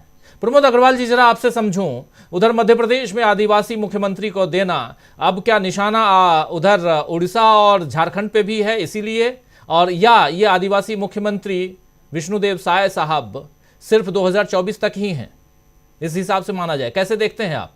और इसका क्या यहां भी, जैसे हम लोग चर्चा कर ही रहे हैं, क्या ये सब करके भी बीजेपी फंसी हुई है? मुझे लगता है कि मोदी जी की सबसे बड़ी चिंता यही है कि जिस वजह से वो प्रधानमंत्री हैं कि वो पूरे देश में भाजपा को फैला दें, वो काम वो कर नहीं पा रहे हैं। साउथ के दोनों राज्य जीतकर कांग्रेस ने ये तय तो कर दिया है कि सिवाय हिंदी पट्टी के भारतीय जनता पार्टी के पास कोई आशियाना नहीं है। मुझे लगता है तेलंगाना में जो शपथ ग्रहण समारोह हुआ था और उसमें जगन मोहन रेड्डी जी मंच पर विराजित थे, वो एक और इंडिकेशन है कि देश में कम से कम साउथ रीजन में मोदी जी की स्वीकार्यता नहीं रह गई है। इन 3 राज्यों की जहां तक बात है, इन 3 राज्यों में अभी कांग्रेस के पास सिर्फ 3 लोकसभा की सीटें हैं 64 में से। जी। तो खोने के लिए क्या है? खोने के लिए कुछ नहीं है और पाने के लिए 61 सीटें हैं। सबसे बड़ी बात यह है कि पिछली बार जब 18 में छत्तीसगढ़ में सरकार बनी थी कांग्रेस की, तो सांसद ताम्रध्वज साहू को मुख्यमंत्री बनाने का ही लालच दे करके विधानसभा चुनाव लड़ाया गया था और बाद में उन्हें मुख्यमंत्री नहीं बनाया गया। और वो साहू समाज इस चुनाव में पूरी तरह से बीजेपी के साथ रहा। 22% साहू समाज है छत्तीसगढ़ में और उसको लगा कि शायद अरुण साहू प्रदेश अध्यक्ष हैं, इसलिए इस बार शायद साहू समाज का मुख्यमंत्री उनको मिल सकता है। लेकिन फिर वही हुआ है कि साहू समाज का मुख्यमंत्री नहीं बन पा रहा है। पिछड़ा वर्ग के 35 विधायक हैं, 12 साहू हैं और उसमें से उनको फिर मुख्यमंत्री नहीं मिल रहा है। एक बड़ा कारण कांग्रेस से विमुख होने का साहू समाज का यह भी था। 20 महिलाएं हैं, 8 भारतीय जनता पार्टी की जीती हैं। महिलाओं का अभी तक 3 लोगों में तो नाम नहीं आया है, बचे 11 लोगों में आता है और कितना आता है यह देखने वाली बात होगी। सबसे बड़ी बात यही है कि 22% साहू और 19% कुर्मी जो जाति है यहां पर, उन दोनों का मिलाकर के वोट बैंक होता है करीब 41%। 41% के कितने नुमाइंदे इस मंत्रिमंडल में शामिल होते हैं यह देखने वाली बात होगी, क्योंकि ब्राह्मण हो गया, एक साहू समाज का नेता भी बन गया, एक आदिवासी भी बन गया और ठाकुर को बनाए जाने की बात चल रही है जी। सवर्ण सारे मंत्रिमंडल में शामिल हो जाएंगे जो पहले भी थे, जिनको जनता ने बहुत बुरी तरह नकारा था पिछले चुनाव में। ब्रजमोहन जी सबसे वरिष्ठ विधायक हैं, 8 बार विधायक बन चुके हैं, ना वो स्पीकर बन पा रहे हैं ना वो मुख्यमंत्री बन पा रहे हैं। इसका मतलब साफ है कि सवर्णों की राजनीति समाप्त हो गई है यहां पर। अब रही बात लोकसभा चुनाव की, बात करें अगर हम, तो लोकसभा चुनाव का अगर पिछली बार का आकलन करें तो इसी समय लगभग कांग्रेस ने चुनाव जीता था और इसी परसेंटेज 44% चुनाव में उनको वोट मिला था। भाजपा को उस समय लगभग 35% के आसपास वोट मिला था जी। इस बार। लेकिन जैसे ही लोकसभा चुनाव आए थे, भाजपा का वोट परसेंट 46 हो गया था सिर्फ 3 महीने के अंतर में। उसका कारण यह हुआ था कि भाजपा ने अपने सारे सांसद जो थे 8, उनका टिकट काट दिया था और नए लोगों को मौका दिया था। कांग्रेस को भी यही नीति अपनानी होगी कि वह आने वाले लोकसभा में अपने चुके हुए और पुराने चेहरों को बदल दे और नए खून को और नए जोश को सामने लाए और उसमें यह ध्यान रखे कि वह जनता का प्रतिनिधि बने, कांग्रेस का नहीं। इसलिए अगर वो नए चेहरे सामने लाती है तो मेरे को लगता नहीं है कि लोकसभा चुनाव में परिवर्तन नहीं हो सकता। बहुत आसान है, क्योंकि आदिवासी समाज के जिस वर्ग से, कंवर जाति से विष्णुदेव साय आते हैं, वह जाति बस्तर में बहुत कम है। बस्तर में उस जाति का प्रभाव कम होता है। उस तरफ गोंड लोग ज्यादा हैं, हलबा लोग ज्यादा हैं। वो आदिवासी जो जिस आदिवासी का प्रतिनिधित्व कर रहे हैं साय साहब, वो आदिवासी सरगुजा जिले में ही ज्यादा है। और कुनकुरी से जहां से वो चुन कर आते हैं, जशपुर से, जशपुर धर्मांतरण का सबसे बड़ा केंद्र है छत्तीसगढ़ में। सबसे बड़ी जिम्मेदारी उनके पास यही है कि एक विजय शर्मा जी तो मुसलमान के विरुद्ध फेस हैं और विष्णुदेव साय को इसलिए प्रोड्यूस किया गया है कि वो ईसाई के सामने फेस बने। तो क्या जो ईसाई बन चुके हैं जशपुर क्षेत्र में हमारे आदिवासी भाई, उनका वो वास्तव में प्रतिनिधित्व कर पाएंगे या नहीं कर पाएंगे, यह देखने वाली बात होगी। 18 लाख मकान बनाने की घोषणा उन्होंने कर दी है। 18 लाख मकान तो एक दिन में तो बन नहीं जाते। लोकसभा चुनाव 4 महीने बाद है। वो 18 लाख का जुमला भी हो सकता है बने ना बने, कोई जरूरी नहीं है। बोनस की बात जहां तक है, तो बोनस तो उन्होंने किसानों को 5 साल पहले ठगा था, अब जाके चुकता कर रहे हैं। ये मालूम है उनको कि किसानों की बात सुननी पड़ेगी, और इस किसान को अगर किसी ने चुनाव की राजनीति में छत्तीसगढ़ में लाया है बीच में, तो किसान को लाने का श्रेय तो कांग्रेस के पास है। उस बात को कोई नहीं मिटा सकता, क्योंकि किसान अगर मुख्य धारा में आया है राजनीति की, तो उसका जिम्मेदार कांग्रेस और छत्तीसगढ़ की पुरानी सरकार ही रहेगी। राजीव जी, बहुत सारे न सिर्फ किसान बल्कि उससे पहले हम कह ही रहे हैं आदिवासी भी मुख्य धारा में अगर आए हैं और इस चुनाव में, और आज एक आदिवासी मुख्यमंत्री है, तो वो भी आप देख लीजिए कि कहीं ना कहीं कांग्रेस के कारण ही है। जाति आधारित जनगणना की बात हो रही है तो वो भी कांग्रेस के कारण है। गारंटी शब्द की बात हो रही है तो वो भी कांग्रेस के कारण है। तो कांग्रेस ने जिस पिच को बना दिया है उस पिच पे कहीं ना कहीं बैटिंग बॉलिंग करते हुए मोदी जी और उनकी पार्टी दिखाई दे रही है, वो तो साफ दिख रहा है। लेकिन क्या कांग्रेस इन बातों को अपनी पिच पर मैच जीत पाएगी, ये एक बड़ा सवाल है। क्योंकि आप पिच तो बना रहे हैं लेकिन मैच कितना जीत पाएंगे। और अब अगला मैच जो है वो फाइनल है। बिल्कुल, अभी तक तो आप खेलते रहे, लीग मैच खेल रहे थे, लेकिन फाइनल मैच 2024 का जीतना बहुत ज़रूरी है। और इसमें कौन बाजी मारता है ये देखना होगा। और ऐसे पिच पर अगर बीजेपी आपके इर्द गिर्द घूमती हुई नजर आ रही है तो ये साफ समझिए कि आपके जो मुद्दे हैं वो मुद्दे कहीं ना कहीं जनता को छू रहे हैं। इसलिए तो बीजेपी भी आपके पीछे पीछे भाग रही है, चाहे गारंटियों की बात हो या बात आदिवासियों की हो या बात सवर्णों की हो या और भी कई सारी बातें और किसानों की हो। किसानों के कर्ज माफी, धान की खरीदी में ज़्यादा पैसा देना, बोनस देना, ये सारी बातें, सब कुछ यहाँ लागू होता है। लेकिन सबसे बड़ा सवाल कि क्या इन मुद्दों के साथ कांग्रेस मजबूती के साथ आगे बढ़ पाएगी, इंडिया गठबंधन मजबूती के साथ, दमदारी के साथ लोगों तक अपनी बात पहुंचा पाएगा, ये एक बड़ा सवाल। आना चाहता हूं अमलेंदु उपाध्याय जी, बहुत देर से आप तक नहीं आए थे। कैसे आप देखते हैं, क्या कांग्रेस इन मुद्दों को जन जन तक पहुंचा पाएगी, या जैसे कुछ लोग हताश हो गए हैं, निराश हो गए हैं, निराशा अगर ऐसे ही धर गई, अंदर तक बैठ गई, तो आधे कार्यकर्ता कांग्रेस के तो घर में बैठ जाएंगे, फिर कैसे होगा? क्योंकि 3 राज्यों को आप हार गए, 3 में से 2 राज्य आप हारे क्योंकि 2 राज्य आपके पास, लेकिन 1 राज्य तो आप लेके भी आए हैं। और क्यों कांग्रेस इस बात को अपने कार्यकर्ताओं तक अभी तक पहुंचा नहीं पा रही है? और मुझे आश्चर्य है कि 3 तारीख के बाद से अभी तक एक पब्लिक या प्रेस कॉन्फ्रेंस राहुल गांधी ने क्यों नहीं किया है? राहुल गांधी क्यों नहीं अपने कार्यकर्ताओं में जोश भरने की कोशिश कर रहे हैं? यह भी एक बहुत आश्चर्यजनक है। क्या कुछ कहेंगे आप अमलेंदु उपाध्याय जी? राजीव जी, मुझे लगता है कि कांग्रेस का कार्यकर्ता ही नहीं, मुझे शायद कांग्रेस का जो शीर्ष नेतृत्व है उसमें भी क्या कुछ निराशा के भाव हैं। जैसा आपने कहा कि अभी तक कोई राहुल गांधी की प्रेस कॉन्फ्रेंस नहीं हुई। हालांकि हो सकता है कि अभी वो प्रेस कॉन्फ्रेंस में आने से पहले चीज़ों का सही तरीके से आकलन कर रहे हो और जो आंकड़े आ रहे होंगे उनका देख रहे होंगे कि क्या आंकड़े आए हैं और क्या कमियां रही हैं और क्या क्या जो है अच्छाइयां रही, वो सबका आकलन कर रहे होंगे। उसके बाद शायद आकर के राहुल गांधी प्रेस कॉन्फ्रेंस करें, ये भी हो सकता है। क्योंकि राहुल गांधी जब भी कोई प्रेस कॉन्फ्रेंस में आते हैं तो बिना किसी तैयारी के नहीं आते हैं और तैयारी के साथ ही बातें रखते हैं। जो बातें रखते हैं फिर उसको कायम रहते हैं, उस पर डटे रहते हैं। लेकिन जो आपने बात शुरू में की थी राजीव जी, महत्वपूर्ण बात वही है कि भारतीय जनता पार्टी इन चुनाव के बाद और 3 राज्य जीतने के बाद, हिंदी पट्टी के उसके बाद भी मजबूर हुई है कि उसे राहुल गांधी को उठाए हुए मुद्दों पर ही चलना पड़ रहा है।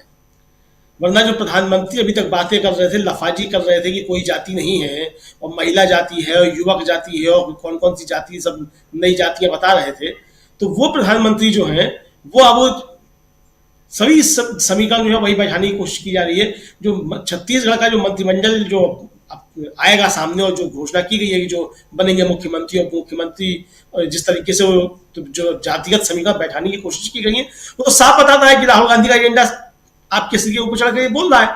वरना आप रमन सिंह को बनाते, और अगर ऐसा नहीं है तो अगर आपके अंदर की कोई चीजें हैं तो उस अंदर की चीजों में भी मुझे लगता है प्रधानमंत्री नरेंद्र मोदी जो है वो डॉक्टर रमन सिंह के सामने कमजोर साबित हुए हैं छत्तीसगढ़ की राजनीति में। क्योंकि जो विष्णुदेव साय जो बनाए गए हैं ये तो रमन सिंह के आदमी समझे जाते हैं। और जो खबरें आ रही हैं, जिस तरीके से राजनीतिक कल्याण में चर्चा हो रही है, वो ये हो रही है कि रमन सिंह ने अपना वीटो लगा दिया इनके लिए कि हिंदी नेतृत्व तो किसी और को चाहता था। तो रमन सिंह ने शर्त रखी कि मेरा एग्जिट तभी होगा जब विष्णुदेव साय होंगे। तो अगर इस तरीके की चीजें हैं, अब ये पता नहीं कितना सच है कितना गलत है, ये सब सत्ता के कल्याणों की सब चीजें हैं। अगर ऐसा भी है तो भी आप अंदरूनी जो आपकी पॉलिटिक्स है उसमें भी आप कमजोर हो रहे हैं। तो ये भारतीय जनता पार्टी के अंदर की चीजें हैं जिसमें प्रधानमंत्री और जो उनका टोटली है वो कमजोर अंदर तरीके से हो रही है। देखिए वो चूंकि मीडिया मैनेजमेंट अच्छा है और उस मीडिया मैनेजमेंट के जरिए ये हवा में जो गुब्बारे में जो है वो हवा भरने की कोशिश की जा रही है। अगर आप निरपेक्ष रूप से राजीव जी की बात करें तो सिर्फ छत्तीसगढ़ को आप कह सकते हैं कि छत्तीसगढ़ कांग्रेस ने एक तरीके से खोया है, लेकिन वो भी बहुत कांटे के मार्जिन से लड़ाई लगा के खोया है। राजस्थान में तो आप कहते ही रहते हैं कि भाई आप रिवाज बदलेगा तो वहां तो रिवाज बदला है। और मध्य प्रदेश में जो चीजें हुई हैं वो बहुत सी चीजें गड़बड़ हुई हैं, क्या हुई है वो सब चीजें सामने आई हैं। मध्य प्रदेश में अगर कमलनाथ कोई जगह कोई दूसरा कांग्रेस का लीड कर रहा होता तो भी चीजें बहुत सी बदल सकती थी, जो चीजें सब सामने आ रही है। तो मुझे लगता है कि चाहे कांग्रेस का कार्यकर्ता हो या कांग्रेस का नेतृत्व, किसी को निराशा की जरूरत नहीं है। और किसी भी युद्ध में जाने से पहले निराशा जो है वो ठीक नहीं होती है। और मुझे लगता है कि 2024 का चुनाव जो है वो सिर्फ कांग्रेस के लिए युद्ध नहीं है राजीव जी, बल्कि इस देश के मुस्तकबिल के लिए, इस देश के भविष्य के लिए भी एक बड़ा युद्ध है कि ये देश जो है किस रास्ते पर चलेगा। इस देश के अंदर दलितों, पिछड़ों, आदिवासियों, अल्पसंख्यकों और गरीबों की क्या स्थिति होगी, ये आने वाला चुनाव इसके लिहाज से बहुत ज्यादा महत्वपूर्ण है। और मुझे लगता है कि हर भारतीय की जिम्मेदारी है कि वो अपनी जिम्मेदारी को समझे कि उसे किस तरीके का भारत जो है वो चाहिए और किस तरीके का भारत को बनाना चाहता है। इसके लिए 2024 का चुनाव बहुत ज्यादा महत्वपूर्ण है राजीव जी, कुल मिलाकर के मुझको ऐसा लगता है। बाकी सब लोगों की अपनी मर्जी, जो जिस तरीके चाहे उस तरीके से करें।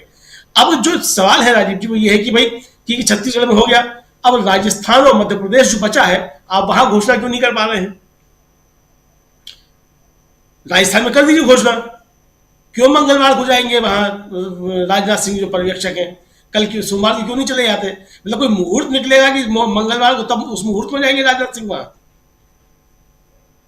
मध्य प्रदेश में कल क्यों जाएंगे पर्यवेक्षक, आज क्यों नहीं चले गए? और अगर ऐसा ही है, अब ये सब बहुत सारी अंदर की चीजें हैं, वो क्या होगा क्या नहीं होगा। अब आप देखिएगा कि जो जिस तरीके से राजस्थान और मध्य प्रदेश में घोषणा होगी वो भी राजीव जी राहुल गांधी के इस एजेंडे को ध्यान में रखते हुए ही घोषणा होगी कि कहाँ जो है किस तरीके कौन मुख्यमंत्री बनाया जाना है। ये मैं आज बात कह देता हूँ, और जब कल और परसों जब मध्य प्रदेश और राजस्थान से सूचनाएं आएंगी तो आप देखेंगे कि राहुल गांधी का डर जो है वो भारतीय जनता पार्टी के सिर पर चढ़ करके बोल रहा है।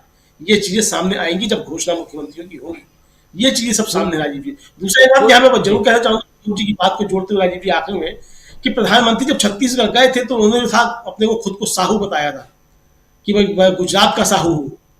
देखने में यह आया राजीव जी के प्रधानमंत्री जो है वो साहुओं के खिलाफ जो है लाठी लेके पिल पड़े हैं।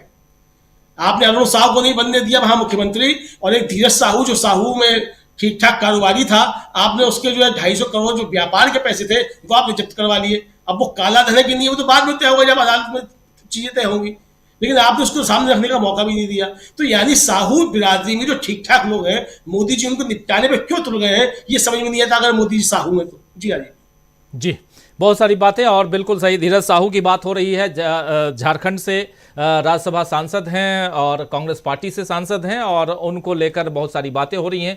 300 करोड़ रुपए, लगभग 300 करोड़ रुपए कैश पकड़े गए हैं, और चूंकि वो शराब के कारोबारी हैं और शराब का धंधा आप जानते हैं कि कैश में होता है, तो कैश नहीं मिलेगा तो क्या मिलेगा उनके पास।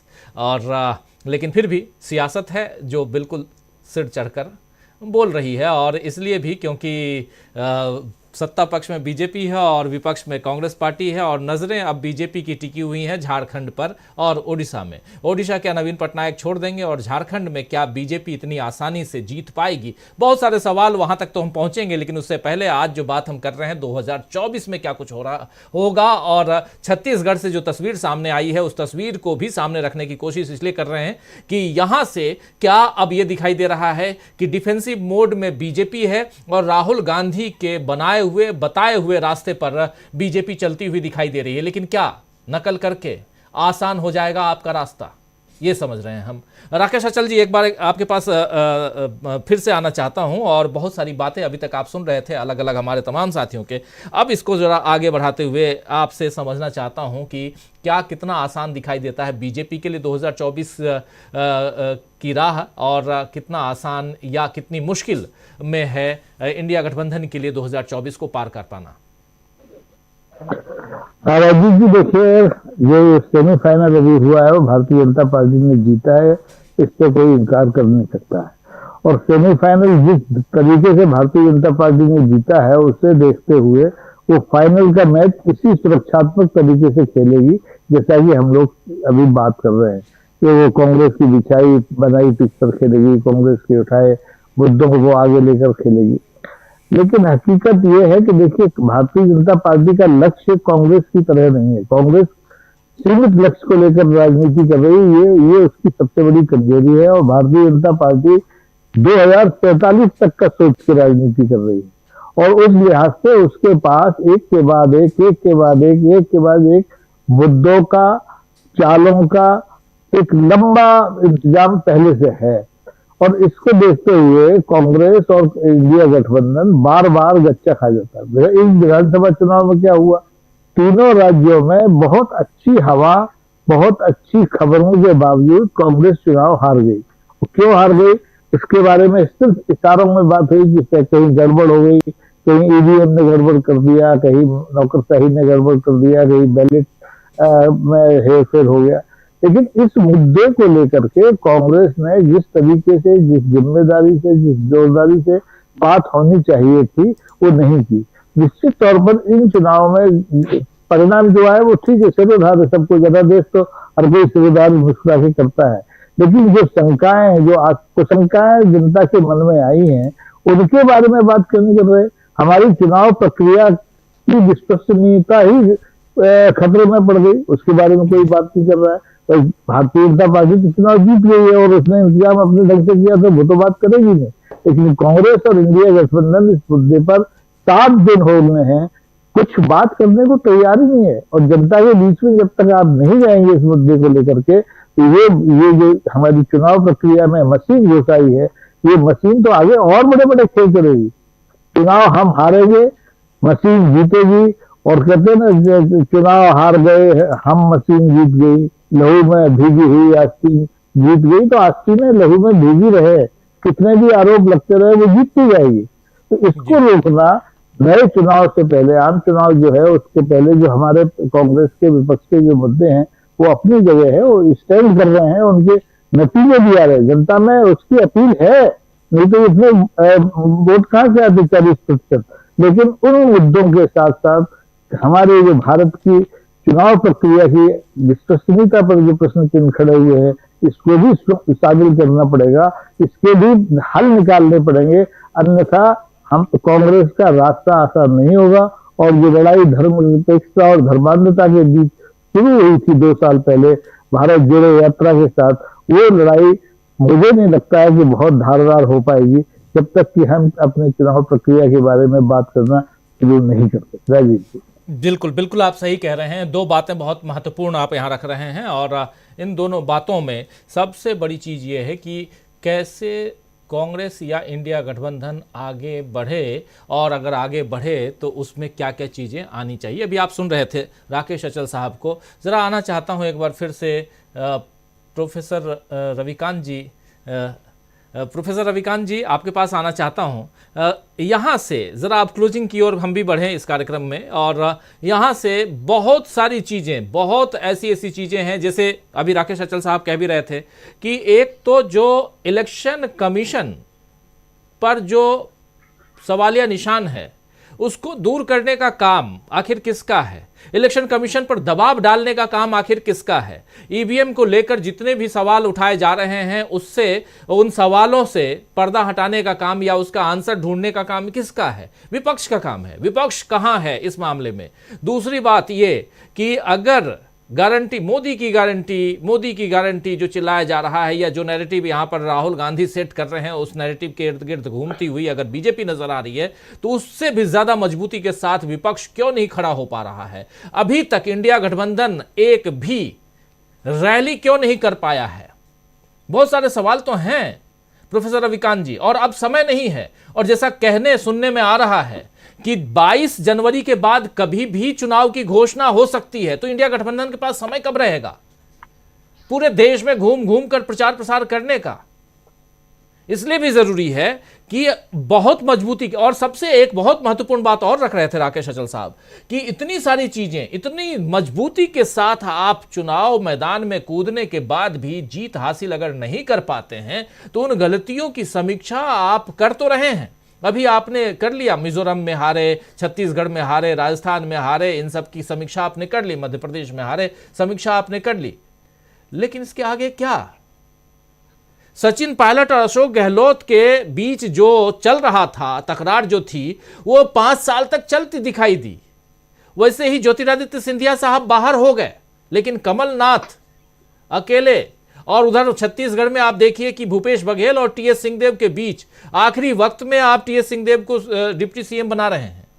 ये इन तमाम मसलों पे भी तो चर्चा होनी चाहिए। और ऐसे मसलों को, और सबसे बड़ी बात छत्तीसगढ़ की अगर करें तो छत्तीसगढ़ में ये जो ईश्वर साहू जो जीत करके आए हैं, विधायक बने हैं, झोपड़ी में रहते हैं, उनके बेटे को मार डाला गया आपसी रंजिश में। उसके बाद दूसरे दिन जाकर इनके एक बेटे को मारा गया, उधर दूसरे पक्ष के 2 लोगों को मार डाला गया। लेकिन भूपेश बघेल साहू समाज के बीच जाते हैं, 10 लाख रुपए का चेक भिजवाते हैं, लेकिन वो मुस्लिम जो 2 बच्चे मारे गए थे उसके यहां नहीं जाते हैं, आखिर तक नहीं जाते हैं। तो नाराज तो मुसलमान भी हुए होंगे। और इसलिए छत्तीसगढ़ में आप देखिए कि जितने भी 19 सीटें हैं सिटी के, शहरों के, 19 में से 18 सीटें हार गए। तो आपके साथ ना साहू रहा ना मुसलमान रहा। ये बातें तो निकालनी पड़ेगी। आप कब तक ईवीएम का रोना रोते रहेंगे? आदिवासी समाज आपसे तभी दूर हो गया था जब आप एक क्षेत्र, आदिवासियों के क्षेत्र को, वहां कोल माइंस को आपने अदानी को दे दिया था। तभी आदिवासी समाज आपसे दूर हो गया था। हसदेव बांगो, याद होगा, हमारे दोनों साथी छत्तीसगढ़ से जुड़े हुए हैं, वो जानते हैं। तो इन सब पे चर्चा कौन करेगा? हम भी चर्चा कर रहे हैं। ऊपर जो सतही चीजें दिखाई दे रही हैं, लेकिन अंदर सतही चीजों में सिर्फ और सिर्फ ईवीएम नहीं है दोस्तों। ईवीएम के अलावा कांग्रेस ने जो गलतियां की हैं, भूपेश बघेल ने जो गलतियां की हैं, इसको भी समझना होगा। हो सकता है आलोचना मैं कर रहा हूं, आपको बातें बुरी लगे, लेकिन यह सच्चाई है कि आप मुस्लिम जो 2 बच्चे मारे गए, उनको मुआवजा के लिए हाई कोर्ट क्यों जाना पड़ा? क्यों नहीं गए उनके घर पे? एक बच्चा यहां मरा तो 2 बच्चे वहां भी तो मरे थे। आप एक के घर गए, दूसरे के घर क्यों नहीं गए? और आज बीजेपी उसको लपक ले गई। बीजेपी साहू समाज से उसको उठा करके विधायक बना दी उसको। लेकिन यहां ना साहू समाज आपके साथ खड़ा दिखा, ना मुसलमान खड़े दिखाई दिए। और ऐसे ही आपके कवर्धा में होता है। जो आप डिप्टी सीएम बनाए गए हैं मोहम्मद अकबर के सामने जो खड़ा होकर, पिछली दफा मोहम्मद अकबर पूरे छत्तीसगढ़ में सबसे ज्यादा मतों से जीत के आए थे, 60,000 से ज्यादा मतों से जीत के आए थे। इस बार उनका डब्बा गोल हो गया। क्यों? क्योंकि सामाजिक ध्रुवीकरण हुआ वहां पे जो जिस ढंग का ध्रुवीकरण बीजेपी करने में कामयाब हो रही है, उस ध्रुवीकरण के जनक कहीं ना कहीं उस छत्तीसगढ़ में भूपेश बघेल होंगे। इसलिए क्योंकि क्या जरूरत थी आपको राम वन गमन मार्ग बनाने का? भाई सब तो करते थे, अभी तक तो पूजा पाठ और क्या चीजें नहीं होती थी। आपने हिंदुत्व के पूरे एजेंडे को इस ढंग से लागू करने की कोशिश की कि उस एजेंडे को लपक लिया। राकेश अचल साहब बिल्कुल सही कह रहे थे कि वो तमाम मुद्दे आप ला करके और बीजेपी की झोली में डाल रहे हैं। भाई उन मुद्दों को अपने लिए तो मजबूत कीजिए, उस आधार को मजबूत कीजिए। आप कर रहे थे हिंदुत्व के राग का जो राग है वो आलाप रहे थे, लेकिन उस राग को इतना ज्यादा अपने लिए, अपने जो मतदाता है उनके लिए क्यों नहीं कर पाए कि वो आपके प्रति आकर्षित होते? उनको लगा कि नहीं जी, आप सॉफ्ट हिंदुत्व की तरफ चल रहे हैं और वो तो कट्टर हिंदुत्ववादी हैं, तो चलो उधर ही देख लेते हैं, इधर देख के क्या करेंगे।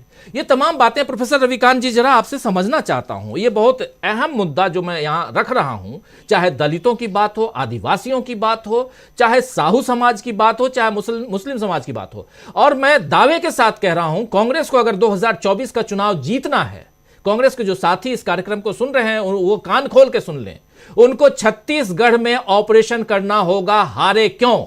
और मैं दावे के साथ यह भी कह रहा हूं कि छत्तीसगढ़ में आप ईवीएम के कारण नहीं हारे हैं। आप वहां पे, मैं मध्य प्रदेश में कोई दावा नहीं कर रहा हूं, हो सकता है मध्य प्रदेश में आप ईवीएम के कारण हारे हैं, लेकिन छत्तीसगढ़ में आप अपने कर्मों के कारण हारे हैं, भूपेश बघेल की गलतियों के कारण हारे हैं। पिछले 5 साल जो भूपेश बघेल जी ने गलतियां की हैं उसके कारण हारे हैं आप। रविकांत जी जरा बताइए। नहीं, बिल्कुल आप सही कह रहे हो। मेरा भी वही एनालिसिस है कि देखिए, भूपेश बघेल के इर्द गिर्द सब संघ के लोग एकजुट हो गए और इन्होंने कई नियुक्तियां संघियों की है, कांग्रेस के लोगों की नहीं की है, जो बेचारे काम कर रहे थे। और आपने तो एक ही 2 उदाहरण दिया, मैं उसमें और जोड़ देता हूं। राम वन गमन पथ पर उन्होंने राम रथ यात्रा निकाली, कौशल्या मंदिर बनाया, क्योंकि रामायण के मिथ में दशरथ की ससुराल वहां मानी जाती है। हनुमान चालीसा का पाठ करवा रहे थे। जब आप इतना शंख बजाएंगे और आपसे बड़ा जब बैठा हुआ है बीजेपी, ये भूल जाते हैं कि बीजेपी हिंदुत्व के बलबूते चुनाव नहीं जीतती है। मैं कम से कम 2 साल से ये बात कह रहा हूं।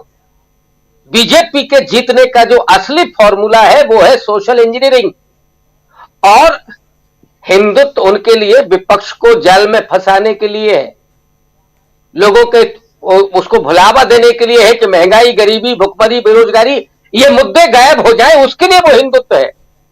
लेकिन चुनाव वो जीतते हैं जातियों के समीकरण से। अब यहां पे जो हमारे साथी बैठे हैं छत्तीसगढ़ से, जितना मुझे जानकारी है कि जो साहू समाज है वो 19% शायद उसमें कबीरपंथी हैं, और कबीर के राम अलग हैं। आप राम वन गमन पथ निकाल रहे हैं, दशरथ तो ये सब बात कर रहे हैं, तो आपने साहू समाज को समझा ही नहीं। अगर आपको इसी पर जाना था, मैं मान लेता हूं कि चलिए वो जरूरी है, और वहां गाय गोबर गोमूत्र बेच रहे हैं आप, नौजवानों को गाय का गोबर इकट्ठा करने के लिए कर रहे हैं, और आदिवासियों के साथ आप क्या कर रहे हैं? पूरी सत्ता आप अपने हिसाब से चला रहे हैं। और हद तो तब है जब इन्होंने अपने नेता की, जिसने भारत जोड़ो यात्रा की, इतनी मेहनत की, उसके भी मैसेज को नहीं समझा, बराबर यही काम करते रहे। तो ऐसे लोगों के साथ तो यही होना था। अब रही बात, मैं कभी भी मतदाताओं के विवेक पर सवाल नहीं खड़ा करता। मैं मानता हूं जो उस तक जाता है वो अपने हिसाब से वोट करता है। कितनी बार आप गए, जिन अडानी को लगातार राहुल गांधी क्रिटिसाइज कर रहे हैं उनके साथ आप बैठे हो। कमलनाथ ने क्या किया? बाबा बागेश्वर जिसके भाई ने दलितों को पीटा, तमंचा लहराया, गाली दी, और उसको बुलाकर के आप छिंदवाड़ा में कथा करा रहे हैं, जय किशोरी की कथा हो रही है, तो आप कथा से जीत लीजिए। फिर इस देश का जो दलित पिछड़ा और जो बहुसंख्यक समाज है उसे अपने अधिकार चाहिए, रोजगार चाहिए, एजुकेशन चाहिए, जिस पर आज राहुल गांधी बात कर रहे हैं। लेकिन इनकी आंखों पर तो पट्टियां बंधी हुई थी हिंदुत्व की, ये सॉफ्ट हिंदुत्व कार्ड चल रहे थे। आपको जबलपुर की वो रैली याद है प्रियंका गांधी की, जिसमें यही कमलनाथ वहां पर 30 फीट का गधा वो स्वागत के लिए खड़ा हुआ था, वो वहां आरती हो रही थी। सब आरती से ही अगर इस देश का भला होना होता तो सदियों से हो रहा, फिर ये वंचना क्यों होती इस देश में? तमाम देवी देवता इसी के लिए बने, फिर क्यों देश गरीब है? देश में आर्थिक तरक्की हो, समावेशी विकास हो, ये आपके लोकतंत्र से, संविधान के मूल्यों से, इनसे होगा। संवैधानिक संस्थाएं क्यों बनी? अगर हिंदुत्व से ही सब कुछ होना है तो इसकी जरूरत क्या है? बिल्कुल, आप उसी नैरेटिव में फंस रहे हैं जिस नैरेटिव के आधार पर वो संविधान और लोकतंत्र सबको मटिया मेट करने पर तुले हुए। इसलिए कांग्रेसियों की और ऐसे लोगों की जिनके इर्द गिर्द आरएसएस के लोग हैं, उनको आंखें खुल जानी चाहिए कि वो उनके डुबोने में लगे हुए हैं, उनको उबारने में नहीं लगे हुए।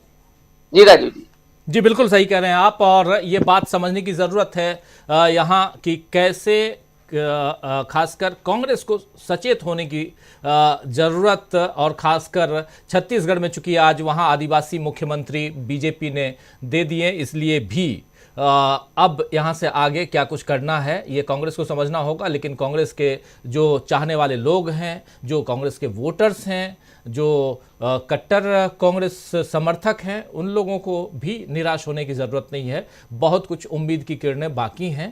कांग्रेस मजबूती के साथ धरातल पर, ज़मीन पर या ग्राउंड पर काम करे। ज़रा आना चाहता हूं, अब क्लोजिंग की तरफ बढ़ें, और सुनील शुक्ला जी, सुनील जी क्या कुछ कहेंगे, क्या कुछ जोड़ना चाहते हैं इसमें आप? देखिए, प्रतीकों से आप चुनाव नहीं जीत सकते हैं, ना आप राजनीतिक ताकत बटोर सकते हैं। जी। तेलंगाना राज्य एक बहुत बड़ा उदाहरण है कि किस तरह से कांग्रेस ने अपनी ताकत वहां बढ़ाई। तेलंगाना जब आंध्र प्रदेश का हिस्सा हुआ करता था तब भी कांग्रेस को बहुमत नहीं मिला, जो आज आपको दिखाई पड़ रहा है।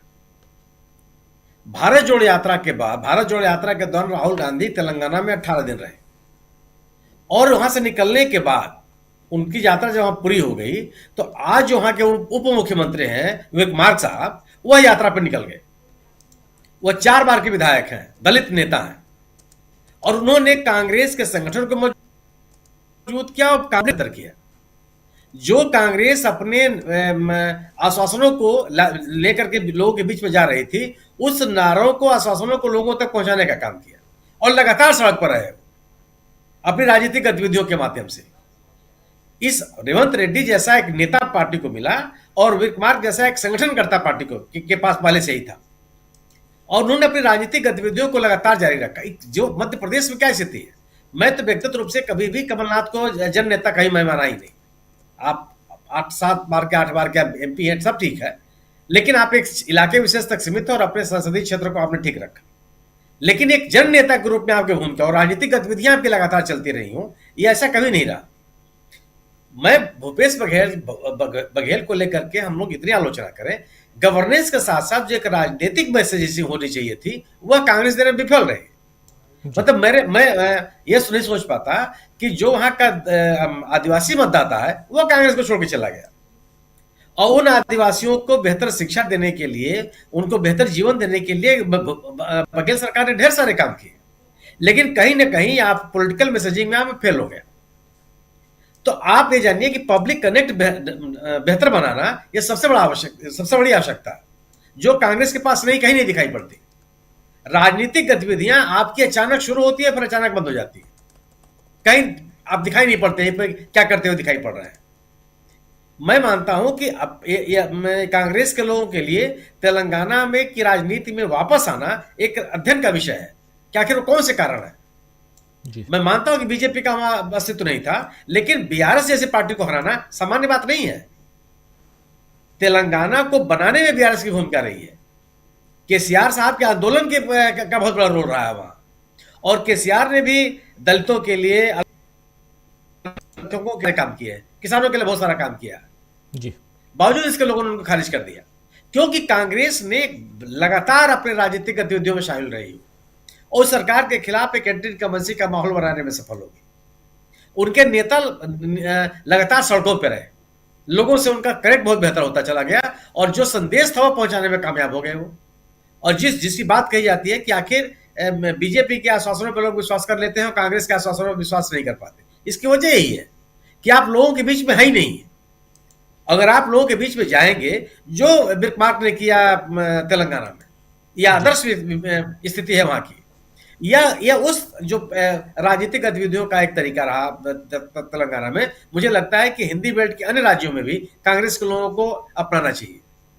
और आप नेतृत्व में परिवर्तन कीजिए। जितने पुराने लोग हैं जो बैठ करके एकदम पार्टी को डिक्टेट कर रहे हैं, आप सोचिए ना कि भारतीय जनता पार्टी के खिलाफ कांग्रेस या इंडिया दल समूह जाति जनगणना की बात कर रहा था।